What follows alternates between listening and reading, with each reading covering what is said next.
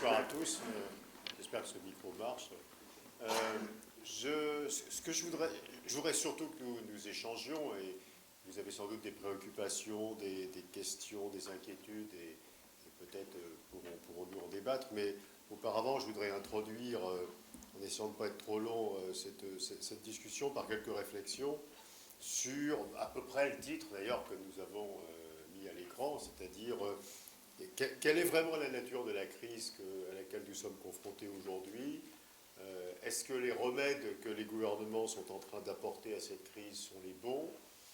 Décrit-on bien d'ailleurs les causes profondes de la crise?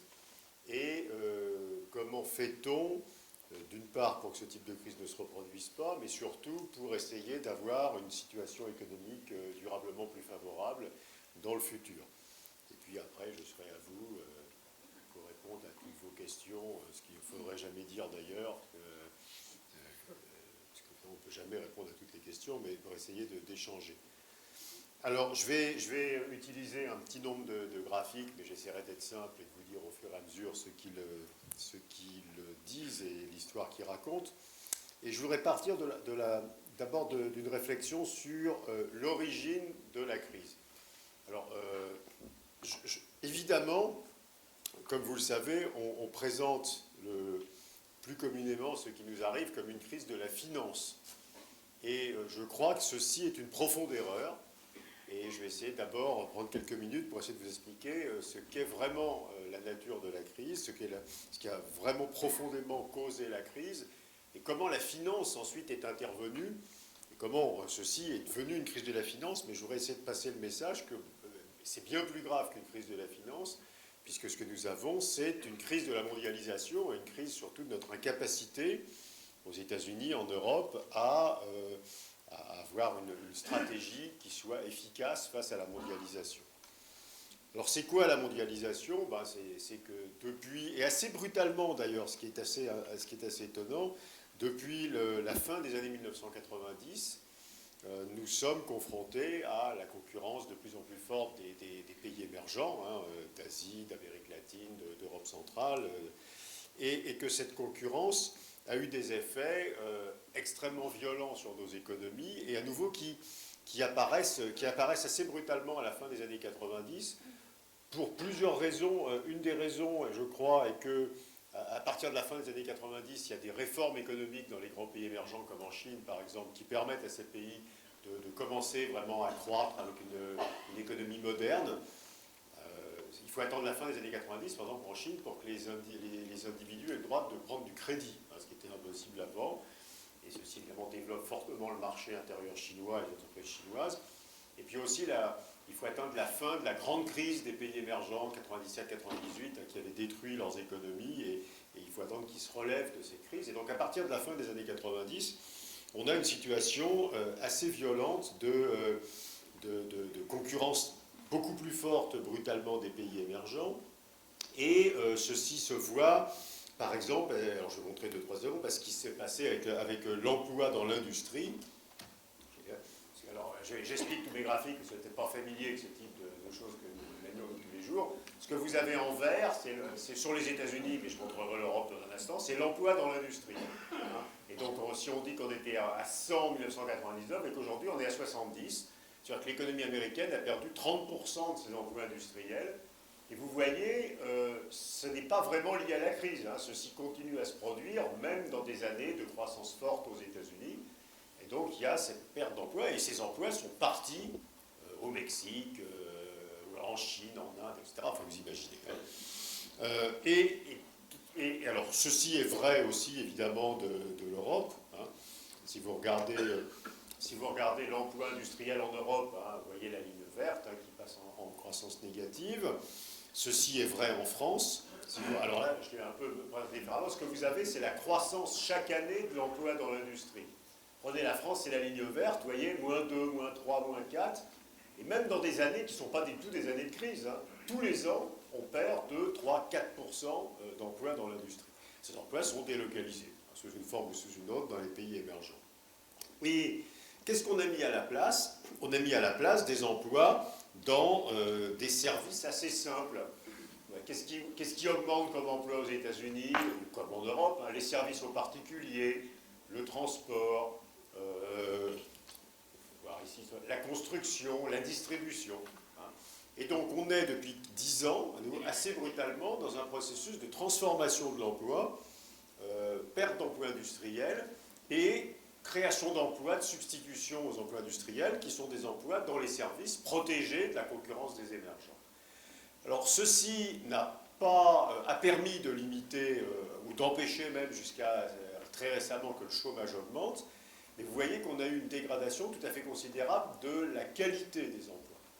Alors, les économistes, quand d'un point de vue théorique, ils analysaient les conséquences de l'ouverture des échanges commerciaux, hein, des échanges capitalistiques entre les grands pays avancés et les pays de l'OCDE et les pays émergents, avaient en général une vue qui était de dire ce qui va se passer est assez simple, les productions simples vont aller se faire dans les pays émergents et les pays les plus avancés vont se spécialiser dans les productions compliquées. Et donc on va avoir une montée en gamme des pays les plus avancés, hein, les plus riches, qui vont envoyer dans les pays émergents la partie la moins intéressante de leur industrie et de leur économie. Et donc c'était un message très positif qui disait, là, finalement, c'est ce que nous enseignons, nous, à nos étudiants dans les universités, à la théorie habituelle du commerce, qui dit, ben voilà, quand on commence à commercer avec les Chinois, c'est très très bien, parce qu'on remplace ici des emplois peu qualifiés par des emplois plus qualifiés. Et donc on monte en gamme, on a des salaires plus élevés. C'est pas du tout ça qui s'est passé. Hein, et Paul Krugman, qui a eu le prix Nobel d'économie l'année dernière, a fait une autocritique assez remarquée aux États-Unis en disant pendant 20 ans, j'ai expliqué à mes étudiants que quand on commerçait avec les Chinois, on montait en gamme, et en réalité, on baisse. Parce qu'au lieu d'avoir ce remplacement d'emplois peu qualifiés par des emplois plus qualifiés, ce qu'on a eu, c'est la disparition des emplois moyennement qualifiés de l'industrie ou des services délocalisables, remplacés par les emplois peu qualifiés des services protégés. Et donc, pour dire les choses brutalement et de version américaine, l'Américain qui avant aurait travaillé chez General Motors, après, il était serveur chez McDonald's. Hein, et c'est pas vraiment un progrès. Hein, et donc c'est ça auquel on est confronté. Donc le maintien du plein emploi ne doit pas faire illusion. Le maintien du plein emploi, c'est quelque chose qui s'est associé à ce mouvement de déqualification globale de la population au travail. Alors certains appellent ça la fin de la classe moyenne, ce qui a le bénéfice de la simplicité, mais c'est pas vraiment ça. D'un point de vue d'économiste, c'est pas la fin de la classe moyenne, c'est la disparition des emplois raisonnablement bien qualifiés et raisonnablement bien payés de l'industrie. Et des services qui peuvent aussi être délocalisés dans les émergents. Alors, conséquence de cela, eh bien, comme on remplace des emplois plutôt bien payés par des emplois plutôt mal payés, la faiblesse des salaires, et si vous regardez, je vous montrerai l'Europe, oui, ce que vous avez en bleu ici, c'est la croissance du pouvoir d'achat aux États-Unis. Ce qui est tout à fait impressionnant, c'est vrai que même dans des périodes, hein, il y a quelques années de croissance très forte, le pouvoir d'achat diminue. Si vous regardez l'Europe, vous voyez, c'est la ligne verte, vous voyez, c'est pratiquement, hein, depuis la fin des 80, c'est pratiquement tout le temps zéro. Donc stagnation à peu près complète du pouvoir d'achat. Il y a 90% des Américains qui ont aujourd'hui le même pouvoir d'achat qu'il y a 15 ans. Hein, ce qui est quand même tout à fait extraordinaire, c'est pas ce qu'on pense habituellement hein, des États-Unis, puisqu'évidemment, à nouveau, c'est pas que chacun est même moins bien payé, c'est que les gens descendent en gamme dans les emplois qu'ils occupent. Hein, ça, c'est quelque chose qui est tout à fait terrifiant. Inégalité, et vous avez ce processus qui est très clair, qui est ce processus de dualité du marché du travail. Hein. Au lieu d'avoir un marché du travail, finalement, avec des emplois à peu près à tous les niveaux, vous avez un pôle de gens très qualifiés, qui sont dans des emplois bien payés, dans les nouvelles technologies, la finance, la direction des entreprises, les grands groupes internationaux, et puis un autre pôle d'emplois peu qualifiés, assez mal payés, dans la distribution, la construction, les services à la personne, le transport, etc., etc. Hein, les restaurants. Bon. Et donc on a, vous voyez, on a écartelé le marché du travail aux deux extrêmes, hein, en fabriquant un marché du travail totalement dual. Donc très forte ouverture des inégalités, mais qui n'est pas une volonté politique. Je veux dire, il n'y a pas quelqu'un qui a décidé d'augmenter les inégalités. On a de moins en moins de gens qui sont dans les niveaux intermédiaires de rémunération, étant donné l'évolution de la structure des emplois. Et puis, alors à ça s'ajoute un phénomène. Vous voyez, le débat aujourd'hui sur les inégalités, c'est les salaires des grands patrons, mais ça c'est un truc totalement anecdotique. Enfin, c'est pour amuser les journalistes. Hein.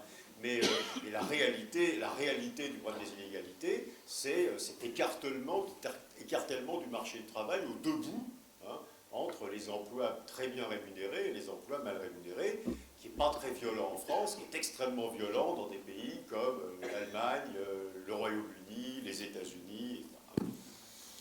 Alors, quand vous avez cette évolution-là des salaires qui n'augmentent pas, hein, pour pratiquement la totalité des individus, vous voyez que assez normalement, il ne devrait pas y avoir beaucoup de croissance. Hein, puisque quand les salaires n'augmentent pas, on a une situation normalement où la consommation n'augmente pas non plus.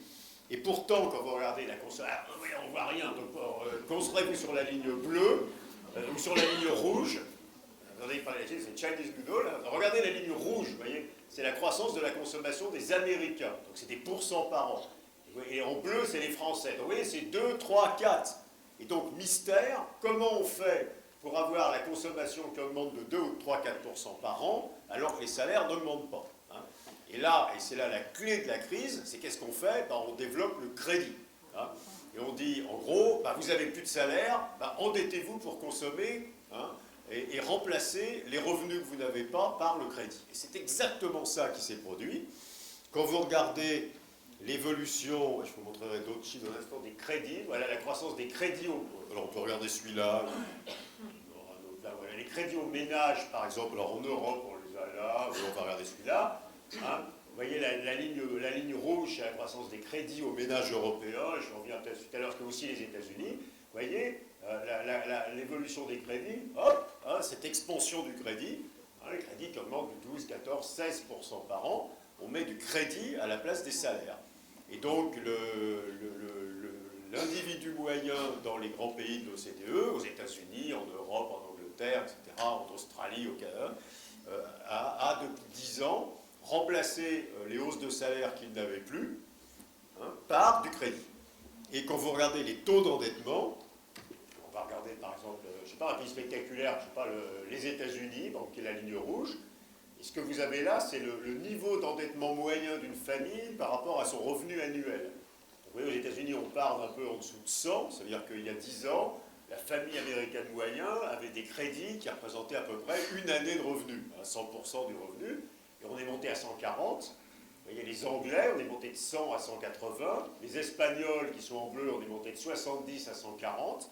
Hein, on a partout endetté les ménages, les familles, hein, pour leur permettre de continuer à accroître leur consommation alors que leurs revenus salariaux n'augmentaient plus. Donc je crois que c'est ça la crise. Alors je vais expliquer dans un instant pourquoi ça fabrique la crise dans la façon dont nous la voyons aujourd'hui, mais le fond de la crise c'est ça, c'est-à-dire la substitution de crédit au salaire. Dans cette situation, vous voyez, à nouveau qu'il n'y ait pas une perversité des employeurs du gouvernement où, en moyenne, les salaires n'augmentent plus parce que ce sont les emplois peu qualifiés qui augmentent, alors que les emplois qualifiés diminuent. Alors, voilà, premier point. Alors, comment ensuite comment est-ce qu'ensuite on fait une crise avec ça, hein, et comment la crise financière que nous avons aujourd'hui naît de cette situation? Alors, on a trop endetté les individus. Alors, je donnerai quelques histoires dans une seconde sur la pratique américaine du crédit. Et vous voyez, et là, on n'est plus, je crois, dans des évolutions subies, on est dans des évolutions voulues, en particulier aux États-Unis, mais sans doute à un moindre degré en Europe, mais quand même. Les gouvernements, les banques centrales ont délibérément choisi ce modèle d'endettement. Hein.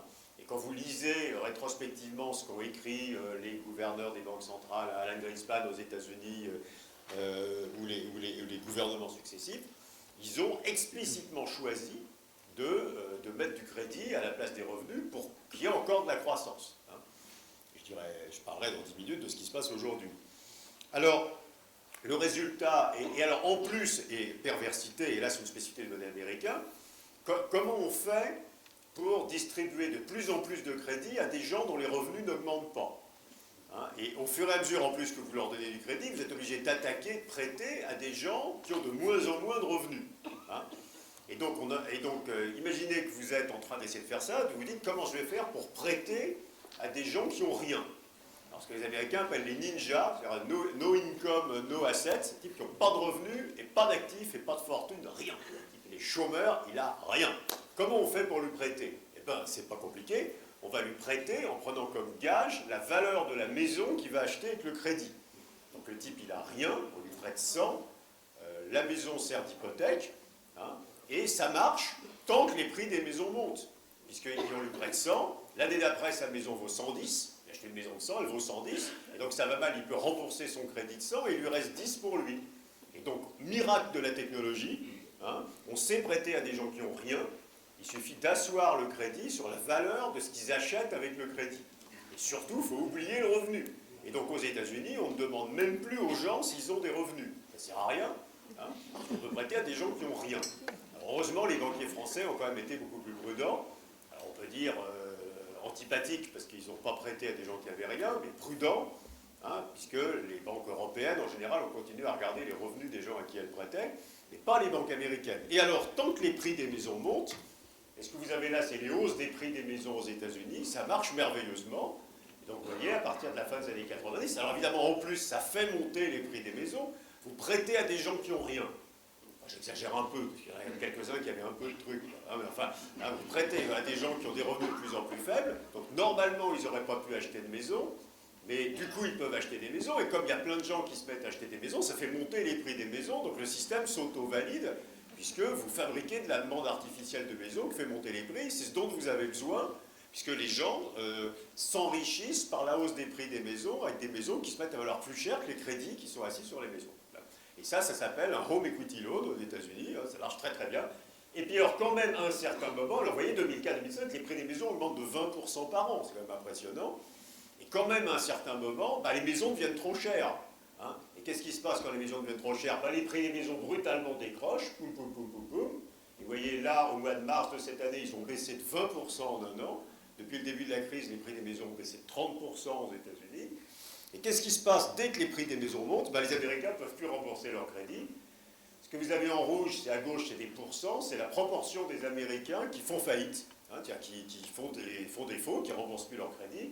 Et vous voyez, dès que les prix des maisons se mettent à baisser, poum, et aujourd'hui 8%. Vous vous rendez compte que c'est monstrueux. Il y a en ce moment 8% des Américains qui ne remboursent pas, qui ne peuvent pas, hein, qui font défaut, qui ne remboursent pas les crédits sur leur maison. Hein. Et donc voilà, et donc le modèle s'effondre par la faillite de ces Américains qui avaient besoin que les prix des maisons continuent à monter pour rester solvables. Alors jusque-là, on n'a quand même pas une crise de la finance globale. Hein. On a une crise peut-être des banques américaines localisées sur le marché du crédit immobilier aux États-Unis. Pourquoi ça devient une crise de la finance globale? Parce que c'est ajouté à ça un second facteur tout à fait important, si vous voulez comprendre la crise financière, qu'on appelle la titrisation, qui est la chose suivante. Les banques qui faisaient ces crédits ne pouvaient pas garder les crédits dans leur bilan. Pour plein de raisons. Un, c'est trop risqué. Et puis deux, ça aurait exigé qu'elles aient du capital, des fonds propres au-delà de ce qu'elles pouvaient avoir comme fonds propres. Donc il a fallu que les banques se débarrassent des crédits. Et ça, c'est la technique qui s'appelle la titrisation. C'est qu'on a transformé ces crédits en actifs financiers qui ont été vendus à des assureurs, des caisses de retraite, etc., dans le monde entier. Hein. Et donc les banques ont enlevé de leur bilan les crédits, les ont titrisés. J'ai fait ça de mes petites mains, et vendu à des investisseurs pour enlever les crédits des bilans.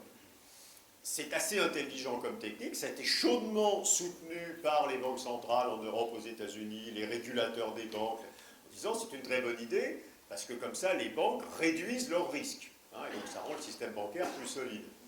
Alors évidemment, le malheur a été que ce risque du coup, effectivement, il était sorti des bilans des banques, et vous pouvez regarder à quel point c'est impressionnant.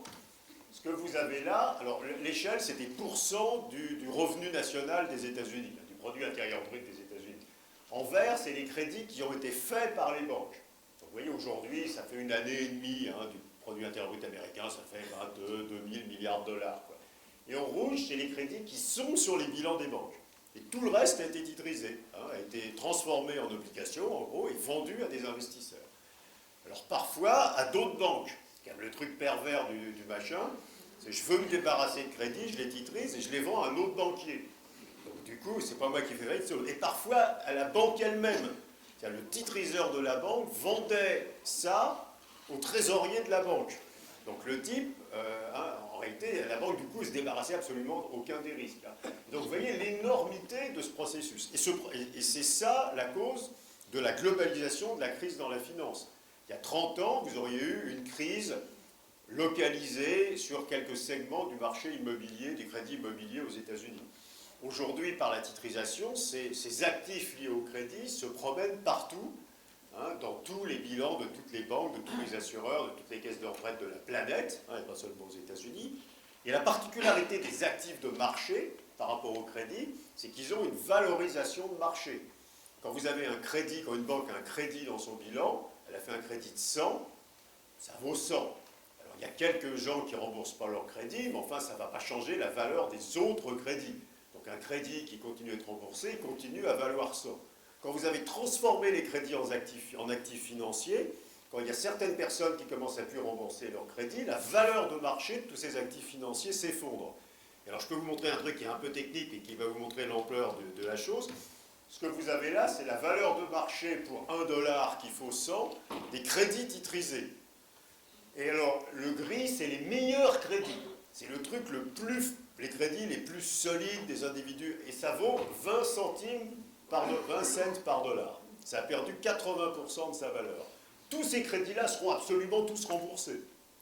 Et ça vaut 20 cents par dollar. Simplement parce que c'est un actif de marché. Les marchés financiers disent ciel, panique, il y a des défauts, donc boum. Et donc, il y a 30 ans, ça vaudrait 100. Aujourd'hui, ça vaut 20. Alors, si vous êtes un peu plus hardi, que vous êtes allé acheter des crédits de gens un tout petit peu plus dangereux, ça vaut 0. Et vous voyez la grande différence entre un crédit et un actif financier. Un crédit, ça vaut jamais 0. Un crédit titrisé devenu un actif financier, ça vaut 0. Et donc, évidemment, la valeur de ces actifs s'est effondrée, et vous avez ruiné des banques, des assureurs, enfin AIG, Lehman Brothers, etc., qui avaient ça dans leur portefeuille, avec une chute des prix qui n'a aucun sens économique. Il n'y a pas 80% des Américains qui vont arrêter de rembourser leur crédit, c'est 8%. Mais voilà, donc c'est la titrisation qui a été le facteur de transformation d'une crise locale, qui était la crise des prêts immobiliers subprime, aux Américains aux revenus les plus faibles, en une crise absolument globale de la finance. Et alors après, évidemment, tout s'effondre, puisque des fonds d'investissement, par exemple, qui avaient ça dans leurs livres, subissent d'énormes pertes, donc leurs clients demandent à récupérer leur argent. Comme les clients demandent à récupérer leur argent, ils sont obligés de vendre d'autres actifs, par exemple des actions. Donc vous transmettez la chute au marché des actions. À ce moment-là, il y a d'autres fonds qui avaient des actions qui sont ruinées. Les clients reprennent leur argent, donc ils sont forcés de vendre encore autre chose. Et finalement, vous faites effondrer tout. Et vous voyez à quel point c'est absolument terrible, parce que on peut chiffrer la perte économique au départ. Combien il y a de pertes sur ces crédits immobiliers dangereux aux États-Unis? C'est à peu près 400 milliards de dollars. 400 milliards de dollars, c'est beaucoup, mais enfin, vous voyez, en une journée parfois, la valeur des actions en bourse à New York bouge de 400 milliards de dollars. Donc c'est quand même pas... Quelle est la perte aujourd'hui, depuis le début de la crise, sur l'ensemble des actifs financiers de la planète? C'est 30 000 milliards de dollars. Donc on a perdu 80 fois plus que le fait générateur de la crise au début, par ce mécanisme de transmission dans lequel la titrisation joue un rôle massif, la transformation de crédit en actifs cotés sur les marchés. Donc voilà la crise. Mais que la crise, c'est qu'un appendice, cette crise financière, de la crise réelle. On a ça parce qu'on a mis du crédit pour permettre aux individus de consommer alors que le salaire n'augmentait pas. C'est bien ça qui est profondément la cause de la crise. Ce n'est pas la titrisation. La titrisation, ça a démultiplié le choc. Mais le choc, c'est notre incapacité à continuer à faire monter notre pouvoir d'achat en face des émergents. C'est vraiment ça le choc. Ça défoule, ça fait un bien fou. Alors après, est-ce que... Voilà, alors avant de passer au remède, qu'est-ce qu'on fait si vous voulez que j'aille plus loin tout à l'heure à poser des questions, je vais vite, parce que j'essaie de simplifier au maximum. Est-ce que aujourd'hui... Alors, ensuite, responsabilité dans tout ça. Alors évidemment, le consensus journalistico-politique normal, c'est que ce sont ces sales banquiers qui sont responsables de tout ça. Alors c'est pas faux, mais il faut quand même remarquer qu'ils sont quand même en très bonne compagnie. Hein, et que, à nouveau, fondamentalement, c'est une volonté de politique économique, hein, qui est de favoriser la croissance par le crédit. Et ça, c'est pas les banquiers qui ont fait ça. Et ça a été fait en particulier par des politiques monétaires extraordinairement expansionnistes qui ont permis qu'on fasse du crédit. Quand vous regardez, alors je vais vous, et je remontrerai ça dans un instant, enfin, sur toute cette période, les banques centrales ont maintenu des taux d'intérêt extrêmement bas, et regardez ça, hein, on va par là. Alors ça, c'est pas, prenez les taux, la ligne rouge, c'est les taux d'intérêt de la réserve fédérale aux États-Unis, hein, et prenez une année, prenez, je sais pas, 2004, vous voyez, la réserve fédérale a des taux d'intérêt qui sont à 1%. Hein, 1%. Hein, et donc, voilà. Qu'est-ce qui se passe en même temps sur le marché de l'immobilier aux États-Unis? Eh bien, je remonte le graphique que j'ai tout à l'heure. Qu'est-ce qui se passe en 2004? Les prix des maisons ont augmenté de 20% en 2004 aux États-Unis. Qu'est-ce qui se passe sur le marché du crédit? Le crédit immobilier, c'est la ligne rouge, 2004, il a augmenté de 15%. Donc au moment où le crédit a augmenté de 15% et les prix des maisons de 20%, les taux d'intérêt étaient à 1. Donc il faudrait un avis avec un minimum de rationalité. Il se dit, je peux m'endetter à 1% pour acheter un truc dont le prix va monter de 20, donnez-moi 15. Hein, et donc évidemment, vous voyez le fond de la responsabilité, évidemment, c'est la responsabilité politique, et en particulier des banques centrales, qui n'ont à aucun moment essayé d'empêcher cette explosion du crédit, cette montée des prix. Hein, donc dire que ce sont les banques se sont engouffrées dans une volonté de politique économique qui était de favoriser le crédit pour permettre qu'il y ait de la croissance malgré la faiblesse des salaires. Hein. Et donc je crois qu'il faut quand même relativiser la responsabilité des banques. Ensuite, il y a d'autres responsabilités. Tous ces actifs titrisés bâtis à partir des crédits ont été vendus à des investisseurs. Comment est-ce qu'on a pu les vendre aux investisseurs? Parce que les agences de rating, c'est ces agences qui notent les actifs financiers sur les marchés, on dit que ces actifs étaient de qualité irréprochable, hein, des actifs AAA. Et donc, parce que s'ils n'avaient pas été AAA, en particulier, les assureurs vie n'auraient pas eu le droit d'en acheter. Et donc aussi, quand même, quand vous prenez des crédits faits à des Américains pauvres, que vous les prenez ensemble, et tout simplement vous les mettez ensemble et vous appelez ça une obligation. La tétrisation, ça ne change pas la nature des actifs. Hein. Tout d'un coup, ça devient AAA. C'est juste pas possible. AAA, c'est la signature de l'État français, par exemple. Hein. Donc, M. Jones, qui est chômeur à Philadelphie et qui s'est construit une baraque en planche avec un crédit, il est AAA comme l'État français. Et donc, les agences de rating ont une responsabilité absolument majeure aussi dans cette crise. Donc, il y a quand même une chaîne de complicité, mais dont fondamentalement, à nouveau, le point de départ est la volonté de permettre que le crédit soutienne la croissance. Hein. Et je crois que c'est comme ça qu'il faut comprendre de cette crise. Alors, avant de regarder le futur, regardons le présent. Qu'est-ce qu'on fait aujourd'hui pour essayer de s'en sortir et est-ce que ça va marcher? Ce qui est très inquiétant, c'est que on a l'impression qu'on est en train de recommencer exactement les mêmes erreurs que dans le passé, c'est-à-dire, et d'ailleurs ça a été une phrase qui a été prononcée par Obama il y a une dizaine de jours, qui était il faut absolument qu'on fasse repartir le crédit, parce que si on ne fait pas repartir le crédit, il n'y aura pas de consommation, et s'il n'y a pas de consommation, il n'y aura pas de croissance. Et ça, c'est quand même extraordinairement inquiétant, puisque, à nouveau, on essaie de se dire, on ne va pas traiter le fond du problème, on va essayer de permettre qu'il y ait encore cette méthode, cette technique, hein, qui est de mettre du crédit pour favoriser la croissance, sans résoudre le problème de fond. Et c'est exactement ça que sont en train de faire les banques centrales. Les banques centrales sont en train d'inonder nos économies de monnaie, hein, de liquidité. Et, alors je peux montrer le cas américain que je dois avoir, j'ai caché je ne sais pas où, qui doit être par là. Je vais expliquer ce que c'est. Ce que vous avez là, c'est la croissance de la masse monétaire aux États-Unis, et c'est la masse monétaire dans sa version monnaie de banque centrale. C'est la monnaie créée par la banque centrale. C'est quand ça marche une banque centrale, hein, ça crée de la monnaie, ça achète des actifs financiers et ça paye en cash, quoi, en créant de la monnaie. Alors vous voyez, réaction de la crise aux États-Unis, hein, donc la masse monétaire aux États-Unis a augmenté de 140% en un an. Alors peut-être certains d'entre vous ont lu, enfin, se rappellent de ce que c'est que le monétarisme.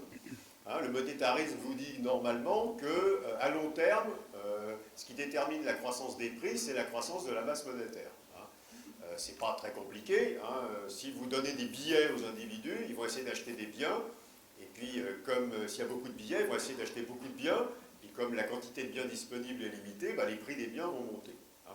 Et donc, vous voyez, alors ça ne se produira pas tout de suite, parce qu'aujourd'hui on est en crise, il y a du chômage.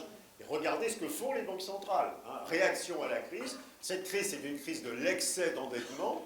Et qu'est-ce qu'on fait en réaction à une crise d'excès d'endettement? On inonde nos économies de liquidité. Hein. Alors on se dit, oui, mais ça c'est les Américains, hein, ils ne sont pas sérieux. Et regardez, si vous regardez les Européens, donc si vous prenez Jean-Claude Trichet qui a un air comme ça de gars sérieux, hein, regardez la ligne rouge, alors c'est moins extraordinaire que les États-Unis, mais enfin ça se promène entre 20 et 40% par an. Et aussi en Europe, on est en train d'inonder l'économie européenne de liquidités. Et donc, on a quand même une réponse extrêmement bizarre à cette crise, hein, qui consiste à dire, et je dis ça de façon volontiers un peu provocante, mais qui est quand même la vérité, pour traiter cette crise de surendettement, on essaie de favoriser le crédit. C'est quand même un truc assez curieux, mais c'est ça qu'on fait.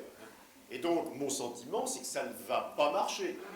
Qu'aujourd'hui, les individus sont trop endettés, ils payent trop de leurs revenus à la banque, il y a trop de gens qui font faillite sur leur crédit, qui sont trop endettés. Hein. Il y a 1 million de Français en commission de surendettement, hein, auprès de la Banque de France, qui est beaucoup. Et donc, je ne crois pas qu'on arrive à faire repartir le crédit. Malheureusement, l'essentiel des plans des gouvernements pour faire repartir les économies, vous voyez, c'est d'essayer de faire repartir le crédit par des taux d'intérêt extraordinairement bas. Hein. Aujourd'hui, on a des taux d'intérêt qui vont aller vers zéro pratiquement partout. Donc on dit on met des taux d'intérêt à zéro et on espère que les individus vont se réendetter. Je crois que ça ne va pas marcher. Hein. Donc, ce n'est pas une réponse raisonnable à la crise. Hein. Alors on fait aussi des déficits publics assez amusants. Alors vous rappelez que pour les plus vieux de l'assistance, vous rappelez qu'il y avait un truc en Europe qui s'appelait le pacte de stabilité, qui disait qu'on ne devait pas faire de déficit public supérieur à 3% du PIB. Alors ça, c'était il y a quelques siècles, hein, parce que donc, ce que vous avez là en négatif, c'est les déficits publics dans quelques pays. Donc aux États-Unis, vous voyez qu'on est à 13, en Angleterre à 13. En France, on est à 6 quelque chose, mais ça sera un bon 8 l'année prochaine.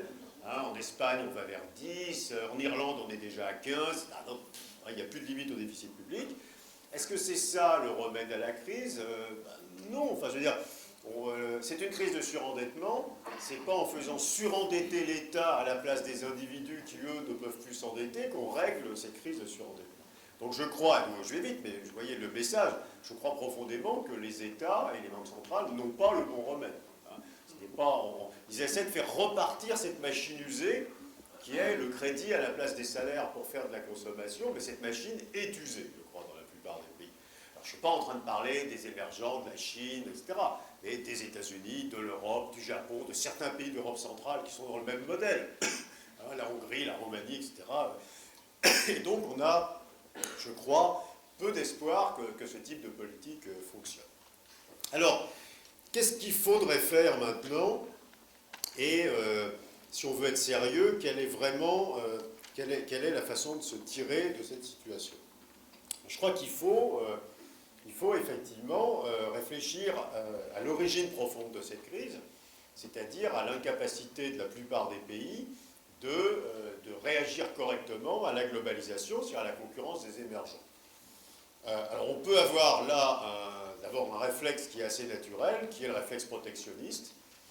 Je suis en train de finir un livre sur le protectionnisme avec un camarade universitaire, et on a commencé à Colbert, parce qu'avant c'était difficile d'avoir des documents, et depuis Colbert, on s'est aperçu avec stupeur que finalement le libre-échange a été une organisation extraordinairement rare dans le temps. Il y a très peu de périodes de libre-échange. La règle normale des relations entre les pays a été le protectionnisme depuis le XVIIe siècle, et donc on a évidemment une tentation protectionniste qui serait absolument dramatique parce que le type d'intégration que nous avons mondialement aujourd'hui est devenu extrêmement différent. Ce n'est plus ce que nous avons vu même dans les années 80. Ce ne sont pas des entreprises chinoises, roumaines, etc. qui viennent nous prendre nos marchés. Ce sont nos entreprises qui sont allées produire dans ces pays parce que c'était moins cher, plus pratique, etc. 70% des exportations de la Chine sont des exportations faites par des entreprises à capitaux étrangers implantés en Chine. Et donc, ce sont nos entreprises qui sont en Chine. Hein. Ce ne sont pas les entreprises des Chinois qui nous prennent des parts de marché, c'est nous-mêmes qui nous prenons des parts de marché. Et c'est une globalisation profondément irréversible. Ce qui est parti ne reviendra pas. On ne va pas reconstruire les industries qui sont parties. Hein. Donc, on est vraiment dans une forme tout à fait irréversible, je crois, de globalisation. Et on ne peut pas se protéger contre ça. Si vous protégez contre le textile chinois, vous serez bientôt tous tout nus. Hein, bon. Et donc, je crois que le protectionnisme, les gouvernements même tentés, vont réaliser que ça ne marche pas. Hein, ou ça peut marcher très marginalement, mais essentiellement, c'est une intégration irréversible des appareils et des processus de production. En plus, qui sont segmentés. Hein, on fabrique des biens en ayant segmenté le processus de production. Il y a des bouts qui sont partis, des bouts qui sont restés. Vous ne pouvez pas remettre ensemble ces morceaux qui ont été coupés. Et donc, de ce fait, la seule possibilité, c'est d'être capable de recréer ces emplois à niveau intermédiaire de rémunération, suffisamment sophistiqués, suffisamment bien payés, pour refabriquer du revenu. Hein. Alors, on peut le regarder sous une autre forme, puisque c'est quoi le revenu à la fin des temps? Le revenu, c'est uniquement notre capacité, je sais où j'ai mis ça, à faire des gains de productivité. Je vais le trouver, mais j'ai cassé ça, je ne sais pas où. À faire des gains de productivité, c'est-à-dire c'est-à-dire à faire progresser le revenu que fabrique chaque individu chaque année. Alors, à nouveau, concentrez-vous sur un pays, regardez la ligne verte, ce sont les gains de productivité en France. Donc, c'est l'augmentation du revenu fabriqué chaque année par chaque Français qui travaille. Et vous voyez que ça se balade entre 0 et 1%. Vous voyez, l'Espagne ou l'Italie, c'est négatif. Hein. Donc nous ne savons plus générer de revenus. C'est bien ça, c'est le même problème que tout à l'heure. Hein. Et alors après, deuxième remède totalement inefficace, c'est ce qui est débattu tous les jours aujourd'hui, c'est l'idée qu'on va partager différemment les revenus. On va augmenter la part des profits, ou baisser la part des profits, augmenter celle des salaires. C'est pas non plus une solution. Vous allez habiller Paul pour déshabiller Jacques ou l'inverse. Notre problème, c'est qu'effectivement, dans nos économies, nous ne savons plus générer de revenus, puisque, à nouveau, nous perdons les emplois à niveau de productivité assez élevé, qui sont aussi des emplois à niveau de salaire assez élevé.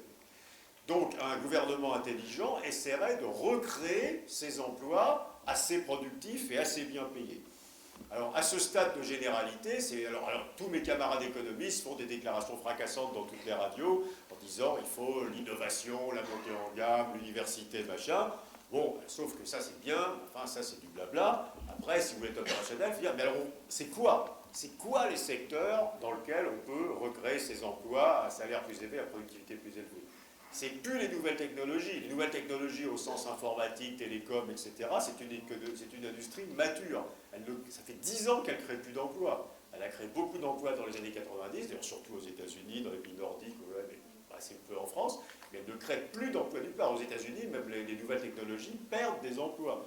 Hein, c'est des entreprises qui sont en phase maintenant de maturité et plus en phase de grande expansion. Donc il faut trouver les nouvelles technologies. Alors tout le monde dit c'est ce qu'on appelle le green business, hein, les économies d'énergie, l'environnement, les énergies nouvelles. Je ne suis pas du tout convaincu.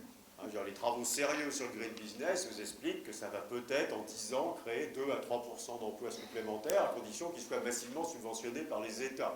Parce que le malheur du green business, c'est que sa rentabilité privée est très très mauvaise, sinon négative. Hein. Et donc on n'a pas d'idée. Hein. On ne sait pas, si vous êtes le gouvernement français, qu'est-ce que vous faites? Quel est le secteur nouveau qui va créer cette masse d'emplois assez bien qualifiée que vous avez envie de créer? Vous ne le savez pas en réalité. D'où la position défensive des gouvernements qui consiste plutôt à dire je vais essayer de sauver les emplois qui me restent dans l'industrie telle qu'elle est. Cause perdue. C'est-à-dire on ne peut pas sauver les emplois dans l'industrie telle qu'elle est parce que ces emplois vont partir aussi. Hein, ils vont se délocaliser, ces emplois ne sont absolument pas concurrentiels dans la plupart des cas par rapport aux emplois dans les pays émergents. Donc il faudrait être capable d'avoir les nouvelles technologies, le truc qui va grandir, créer des emplois plutôt bien qualifiés et générer du revenu hein, qui permettra d'avoir de la croissance sans le crédit.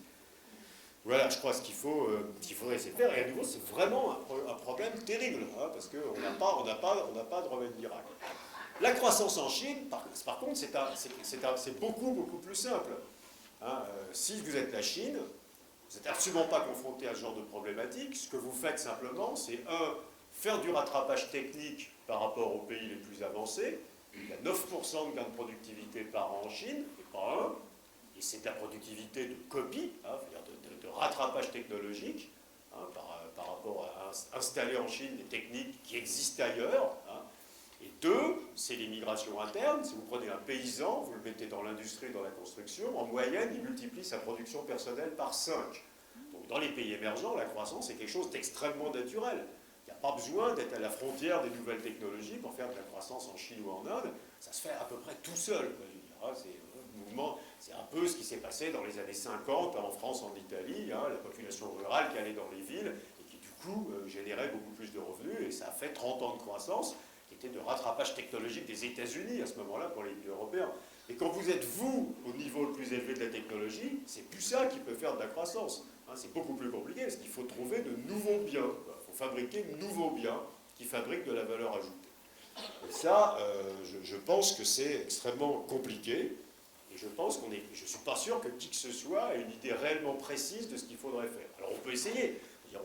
On sait que si on met de l'argent dans la recherche, dans les bonnes universités, dans les entreprises innovantes, etc., ça va de toute façon aller dans la bonne direction. Mais avoir un vrai programme construit qui aura des résultats macroéconomiques, c'est quelque chose qui est, à mon avis, extrêmement compliqué. Je vais peut-être m'arrêter là, parce que je voudrais surtout vous laisser du temps pour qu'on discute. Donc, résumé de tout ça. Alors, juste un mot pour vous consoler. Il y a quand même beaucoup, beaucoup pire que la France. Hein. Alors, par exemple, on a quand même un cas qui est assez sympa devant nous, c'est l'Espagne. Rappelez-vous quand même qu'on expliquait pendant des années, y compris le président Sarkozy, encore il n'y a pas tellement longtemps, que l'Espagne c'était l'exemple de l'Europe, parce qu'ils étaient au plein emploi, des excédents budgétaires, de la croissance. On s'aperçoit après que la croissance, ça consistait à construire des cages à lapins pour Allemands au bord de la mer. Hein. Et vous voyez l'emploi dans la construction en Espagne, c'était 14%. On fabriquait 800 000 maisons par an en Espagne, en ce moment c'est 150 000. Hein, donc, et donc l'Espagne aura 0% de croissance à partir de maintenant et jusqu'à la fin des temps. Hein. Donc il y a pire que nous. Et donc effectivement, on n'est pas le cas le plus désespéré. Et quand même, vous voyez la nature, vous voyez un peu à quel point on a pu avoir l'illusion pendant 10 ans, le cas espagnol est absolument terrifiant, qu'on allait bien, alors que simplement on gorgeait le pays de crédit. Hein, et on fabriquait le plein emploi par l'hypertrophie du secteur de la construction lié au crédit bancaire. Et quand ça s'arrête totalement. Hein.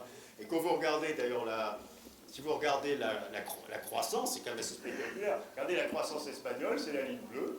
Donc c'était le pays plus performant d'Europe, hein, 3%, 4% de croissance par an. Et nous on était vers 2. Et là, poum, hein, et ils sont morts. Alors ça...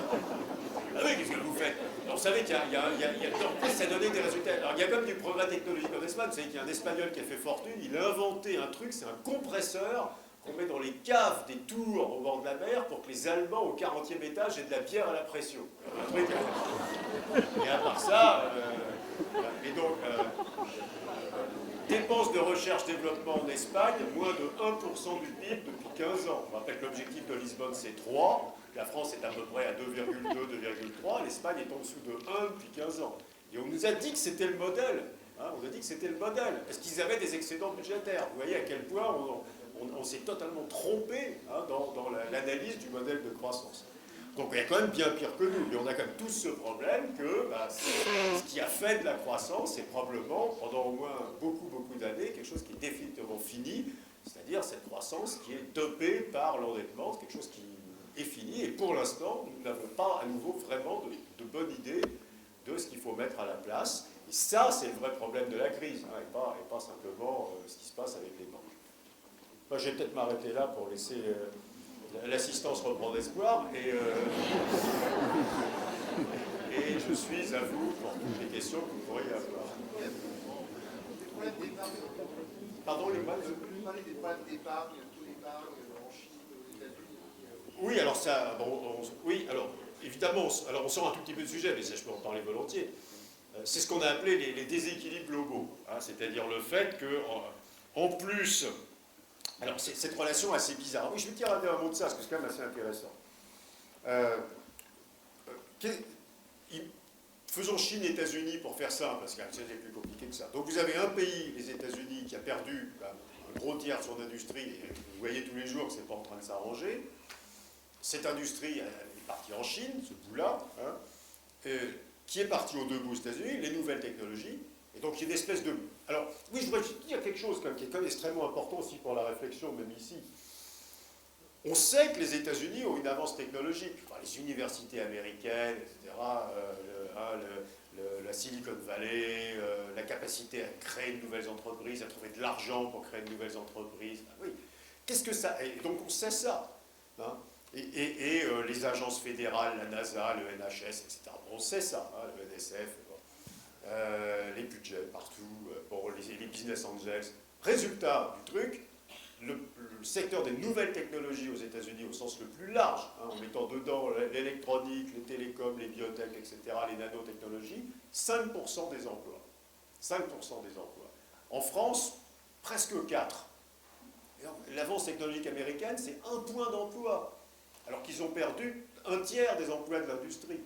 Et donc c'est ça qui est désespérant, c'est qu'on se dit que même si on était aussi bon que les Américains en technologie, on aurait peut-être 1 point d'emploi en plus. Et notre problème, c'est pas 1 point d'emploi en plus, c'est 10 points, 15 points d'emploi en plus. Regardez la balance commerciale des États-Unis, la balance technologique, hein, qui est calculée par l'OCDE, sur les échanges de brevets, de royalties, etc., ça rapporte aux États-Unis tous les ans, hein, en revenus depuis le reste du monde, 70 milliards de dollars par an. Le déficit des biens, c'est 800 milliards de dollars. Hein, et ça, c'est tous les produits de base. C'est les réfrigérateurs, les jeans, les godasses, les meubles qu'ils importent parce qu'ils les fabriquent. Et donc, le truc terrifiant, c'est qu'en allant à la frontière technologique comme les Américains, on a résolu 1/10 du problème posé par la désindustrialisation et la globalisation. Alors, j'en reviens sur votre question. Alors, en plus de ça, évidemment, et c'est une conséquence directe, quand on dit que le taux d'épargne est bas aux États-Unis, c'est dire autrement la même phrase que les Américains s'endettent. Le taux d'épargne, hein, c'est la partie du revenu qui n'est pas consommée. Donc, quand vous consommez tout votre revenu plus du crédit, il n'y a pas d'épargne, par définition. Donc, les Américains épargnent plus, je peux le prouver. Toc toc, voilà le taux d'épargne américain. Donc, donc on était à 0.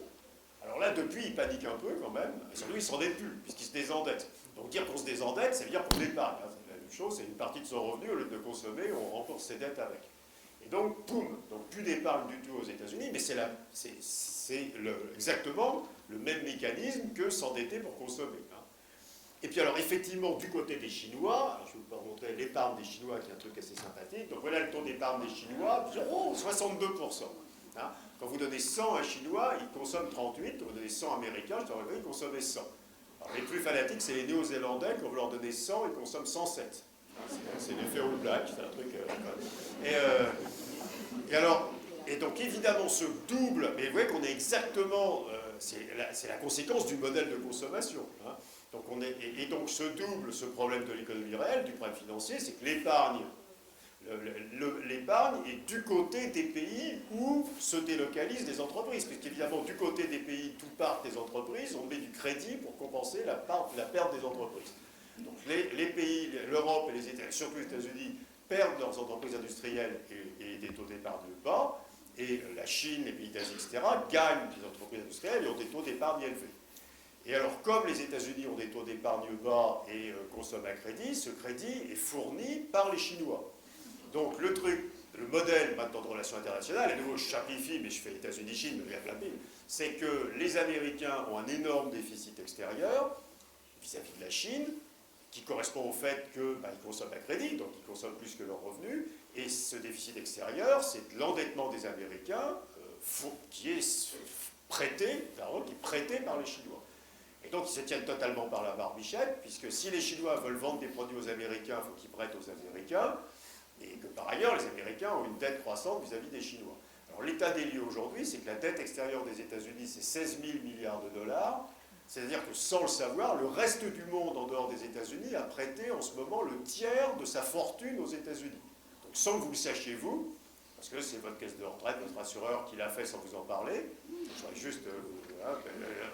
mettez pas votre pognon dans votre lit ce soir, c'est pas la peine. Hein, c'est des gens sérieux. Bon, le monde a prêté aujourd'hui un tiers de son patrimoine aux États-Unis, hein, pour financer la dette extérieure des États-Unis. Et au rythme où ça va, ça sera dans 5 ans la moitié.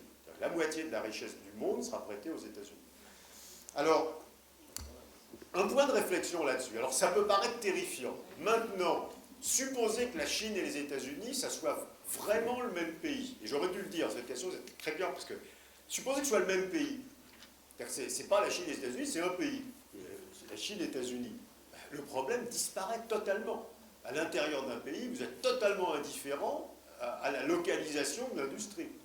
Il n'y a pas d'industrie en Floride. Hein, il y a des personnes retraitées qui pêchent au gros. L'industrie, elle est dans la région des Grands Lacs, en Californie, si c'est de l'électronique. Personne n'est en train d'expliquer que c'est terrible qu'il n'y ait pas d'industrie en Floride, parce que c'est un bout des États-Unis. Et donc, ce qui est légitime à l'intérieur d'un pays, on va mettre de l'industrie partout, hein, on va mettre... à l'intérieur d'un pays, on fait de la spécialisation régionale. C'est comme normal d'avoir les universités, les entreprises dans les mêmes... devient totalement illégitime du moment que c'est deux pays. Donc vous voyez que votre question, c'est un truc très compliqué, moi j'ai souvent d'expliquer et qu'ils ont mal compris, c'est que ce problème de délocalisation, de globalisation, si le monde était une seule planète, un seul pays, ça ne serait pas un problème du tout. C'est parfaitement efficace du point de vue de la planète de mettre l'industrie en Chine. Et à ce moment-là, les États-Unis auraient un énorme déficit extérieur tout le temps vis-à-vis de la Chine. Mais si c'est à l'intérieur d'un pays, personne n'en saurait absolument rien. Qui connaît le déficit extérieur du Cantal? Il est énorme. Hein, je ne parle pas de la Corse pour ne pas phraser les susceptibilités des Corses de la salle. Hein. Et donc, vous voyez, le problème en fait de globalisation, c'est un problème d'absence de solidarité. C'est qu'à un certain moment, les Chinois ne voudront plus prêter leur épargne aux Américains. Hein, et donc, c'est pas innocent de perdre son industrie et qu'il n'y a pas de circulation de la main-d'œuvre. Parce qu'il faudrait aussi que les jeunes Américains qui font des diplômes d'engineering aillent travailler en Chine. Si vous faites un diplôme d'engineering et que vous êtes en Floride, vous n'allez pas rester en Floride, vous allez partir à Chicago. Et donc, ce qui est efficace économiquement au niveau de la planète devient extraordinairement dangereux dans une gestion nationale des problèmes. Mais à nouveau, ce qui est permis à l'intérieur d'un pays n'est pas permis entre les pays. Mais c'est très très compliqué ce dossier. C'est la même chose en Europe. Si l'Europe était vraiment un seul pays, ça ne poserait aucun problème que toute l'industrie soit en Allemagne. Et simplement, il faudrait s'habituer à l'idée qu'en France, il n'y a pas d'industrie, et que les jeunes Français qui travaillent dans l'industrie partent en Allemagne, et puis qu'ensuite la France achète tous ses produits industriels à l'Allemagne, and so what? C'est un même pays, vous n'avez aucune idée de se fabriquer les trucs que vous achetez. Et donc notre problème, c'est le nationalisme en fait. C'est qu'on ne veut pas prêter son épargne aux autres de façon illimitée, que le travail ne circule pas. Donc on veut que les jeunes qui ont des diplômes industriels trouvent des emplois industriels ici. C'est totalement inefficace, mais c'est normal comme dans une gestion nationale des problèmes. Donc le problème Chine-États-Unis se pose, arrêterait de se poser, par exemple si les Chinois décidaient que le dollar est leur monnaie, et qu'on peut prêter aux États-Unis en dollars parce que c'est sa monnaie, donc il n'y a aucun risque à faire ça jusqu'à la fin des temps. Et donc si on avait une vision un peu solidaire, voilà. Et du moment qu'on considère qu'on prête à d'autres, donc que c'est dangereux et qu'on ne peut pas, alors effectivement on ne peut pas perdre son industrie. Donc ce dossier est très très complexe. À nouveau, personne n'est en train de suggérer que dans toutes les régions françaises, il faut qu'il y ait de l'industrie. Ça n'aurait aucun sens. On va foutre des usines de voitures partout sous prétexte que les jeunes Poitevins veulent avoir de la bagnole dans le Poitou-Charentes. On paye la retraite pour le Poitevin. Oui, mais ça n'a aucune importance. Non, mais la grande différence, c'est la mobilité du travail. Et la solidarité entre... Oui, et puis le fait que c'est le même système fiscal, c'est le même système, et que personne ne sait où sont payées les cotisations retraite des Poitevins. Est-ce que les Chinois sont d'accord pour payer leur retraite aux Américains? Voilà. Mais vous voyez que ce problème de stratégie industrielle, il est intimement lié à l'espace. Si vous êtes dans un espace intégré, et c'est pas économiquement, c'est intégré politiquement, vous n'avez pas du tout la même stratégie industrielle que si vous avez plusieurs espaces qui ne sont pas politiquement intégrés. Alors le problème de l'Europe, ou comme de États-Unis-Chine, c'est qu'on a de l'intégration économique, c'est-à-dire que les entreprises font des choix qui sont rationnels. Moi, mes bagnoles, je vais les faire en Chine parce que c'est moins cher, voilà. Et que c'est pas indifférent parce que c'est pas la même gestion politique. Il y aurait un gouvernement américano-chinois, il serait extraordinairement ravi que toute l'industrie aille en Chine, parce que c'est plus efficace. Et du moment qu'il y a deux gouvernements, voilà. Donc tout ce que j'ai dit, cette question est très importante, tout ce que j'ai dit est conditionnel au fait qu'il n'y a pas d'intégration politique, et donc qu'un pays ne peut pas perdre son industrie, parce que ça veut dire qu'il n'est pas capable de distribuer des salaires aux gens qui... Et les Américains qui sont plus dans l'industrie, ils vont chez McDonald's, ils ne vont pas dans l'industrie chinoise. S'ils allaient dans l'industrie chinoise, il n'y a pas de problème. Et on peut bouger l'industrie à l'intérieur d'un pays comme on veut. Donc on a un problème très compliqué, qui est un problème de solidarité, en fait, et d'intégration politique. Alors, entre États-Unis et Chine, il n'y aura jamais d'intégration politique. Le dommage, c'est que vous dites là, c'est vrai, à nouveau, à l'intérieur de l'Europe. C'est que l'Europe ne peut pas gérer optimalement la localisation de ses activités, parce que la gestion politique est nationale, et le gouvernement français n'est pas d'accord pour qu'il n'y ait plus de constructeurs automobiles français.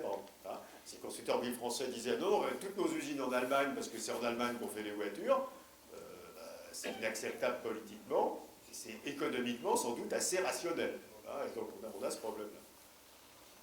Est-ce pas indirectement un peu l'apologie d'un gouvernement mondial, comme certains organismes, oui, d'accord. faire le tour? Non, mais moi j'essaie. Non, si vous voulez être pragmatique et pas normatif, il n'y aura jamais de gouvernement mondial. Et le risque aujourd'hui, c'est l'inverse. C'est ce qu'on a vu dans toutes les périodes de crise. C'est au contraire le retour à un nationalisme et un protectionnisme ouvert ou déguisé surtout, qui dit je veux mes emplois, je veux que mes entreprises m'appartiennent. Regardez qu'aujourd'hui, le gouvernement américain est en train de mettre en place une prime à l'automobile, conditionnellement au fait que les gens achètent des voitures fabriquées aux États-Unis. Donc on n'est pas en train. Le gouvernement français a quand même eu alors je sais pas, c'est la naïveté, ou en tout cas le bon goût, de mettre en place une prime pour les achats de voitures qui permet aux Français d'acheter des petites voitures qui sont toutes fabriquées à l'étranger, donc on voit que c'est beaucoup plus efficace, mais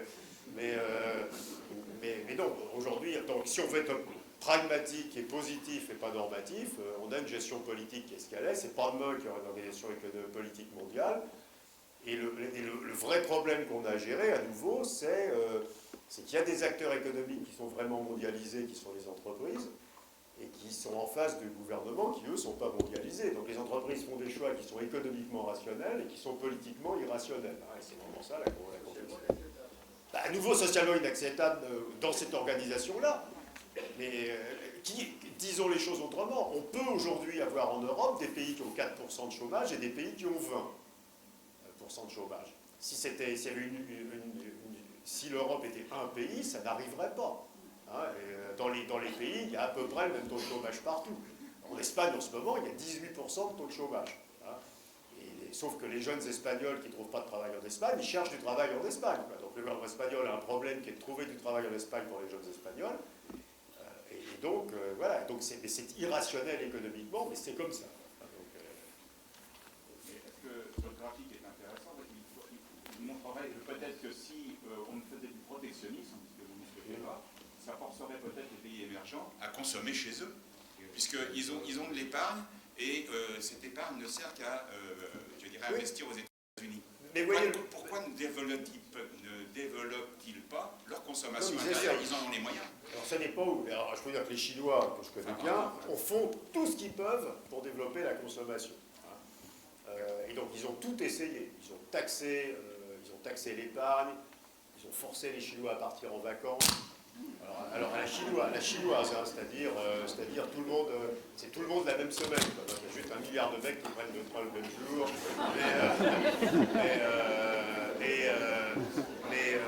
Non, on peut pas reprocher ça aux Chinois. Ils ont des budgets énormes d'infrastructures publiques, ils sont en train d'étendre la couverture maladie.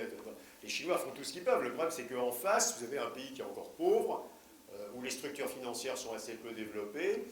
Les banques ne prêtent pas, il y a quand même beaucoup là-dedans d'épargne d'entrepreneurs individuels. Les banques ne prêtent pas aux entreprises. Donc si vous êtes entrepreneur privé, vous devez autofinancer tous vos investissements, parce que les banques ne vous prêteront pas. Il n'y a pas de crédit aux entreprises individuelles.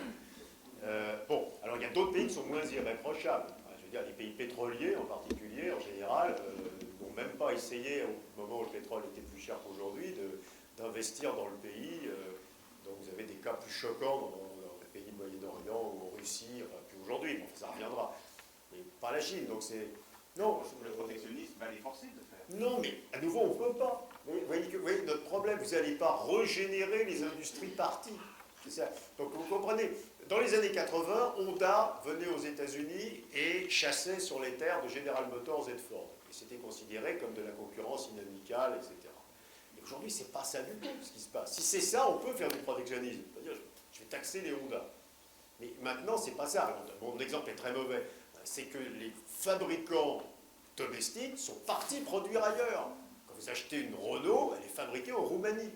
Hein, et quand vous achetez des vêtements, des jouets, du plastique, des tissus d'intérêt, etc., ils sont fabriqués dans les pays émergents. Les usines ont disparu ici. Vous n'avez pas... Et donc, ce n'est pas du tout le même processus que je suis attaqué par une entreprise d'un nouveau pays.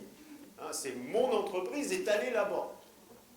Et donc ça, c'est quelque chose contre lequel vous avez énormément de mal à vous protéger, parce qu'il n'y a plus de substitut domestique à ce que vous importez. Vous ne le fabriquez plus. Hein, vous n'allez pas sauver le producteur national, c'est très marginal. Dans la plupart des cas, vous ne fabriquez plus ce que vous importez. Et alors ceux qui ont essayé, les Américains ont essayé, ils ont attaqué en retraite tout de suite, parce que le Congrès avait dit on va taxer l'acier importé. Et qu'est-ce qu'ils se sont aperçus? C'était une catastrophe. C'est une des raisons qui a tué leur industrie automobile. C'est que du coup, l'acier est juste devenu plus cher aux États-Unis. Ils ont continué à en importer exactement la même quantité, parce qu'ils ne le fabriquaient pas. Juste, il était plus cher, donc les bagnoles étaient plus chères, et les Américains ont arrêté d'acheter des bagnoles américaines. Et donc, si vous taxez des biens que vous ne fabriquez pas, la seule chose qui se passe, c'est qu'ils deviennent plus chers. Donc le protectionnisme, même si on voulait le faire, on ne peut pas. Enfin, on peut sans doute, mais dans la plupart des cas, on ne peut pas. On peut le faire peut-être sur des industries nouvelles qu'on voudrait protéger, etc. Mais globalement, le protectionnisme, vous pouvez vous protéger à nouveau contre un concurrent étranger. Vous ne pouvez pas vous protéger contre un truc que vous importez parce que vous ne le fabriquez plus. Hein, c'est que vous vous protégez contre ça. C'est ça la globalisation. Bonjour, bonsoir. J'ai une question à propos des taux de change. Parce que si on en est arrivé quand même à vouloir énormément produire en Chine, c'est quand même à la base que le taux de change entre nos monnaies et la monnaie chinoise, il y avait quand même un énorme décalage aussi qui a fait ça. Donc je voudrais quand même savoir un peu votre idée sur les taux de change globaux et, je dirais, monnaie mondiale. Et on entend parler actuellement de l'AMRO. Donc qu'est-ce que vous en pensez ? De quoi? De l'AMRO, de la monnaie qui serait américaine et européenne. Ah oui, alors, non, parce qu'il y a la proposition chinoise de recréer les TTS, vous savez. Non, mais le problème n'est pas la monnaie. Une heure de travail, un salarié de l'industrie en Chine est payé en moyenne 1,50 € de l'heure. Hein. Un salarié de l'industrie en Europe est payé en moyenne 28 € de l'heure. Et donc, vous n'allez pas demander aux Chinois de multiplier par 20 leur taux de change. Donc, de toute façon, non. Le problème qu'on a, c'est que... Pourquoi? Bon, parce que vous ne pouvez pas. Voilà, non mais, on parle d'équilibre. Oui, non, mais vous ne pouvez pas. Enfin, je veux dire, d'un autre côté, ça n'a pas de sens. Vous ne pouvez pas demander aux Chinois de mourir pour vous, quoi. Donc, le problème, c'est quoi? C'est qu'en Chine, il y a probablement, d'après les estimations les plus sérieuses des Chinois, 250 à 300 millions de chômeurs déguisés dans les campagnes. Donc, il faut voir ce qu'on a fait, je veux dire. Hein. On ne les connaissait pas, poum, on ouvre, et dans ce pays, il y a 300 millions de chômeurs déguisés dans les campagnes. Et donc, en gros, tant que vous n'avez pas absorbé cette main-d'œuvre-là, les salaires ne peuvent pas monter.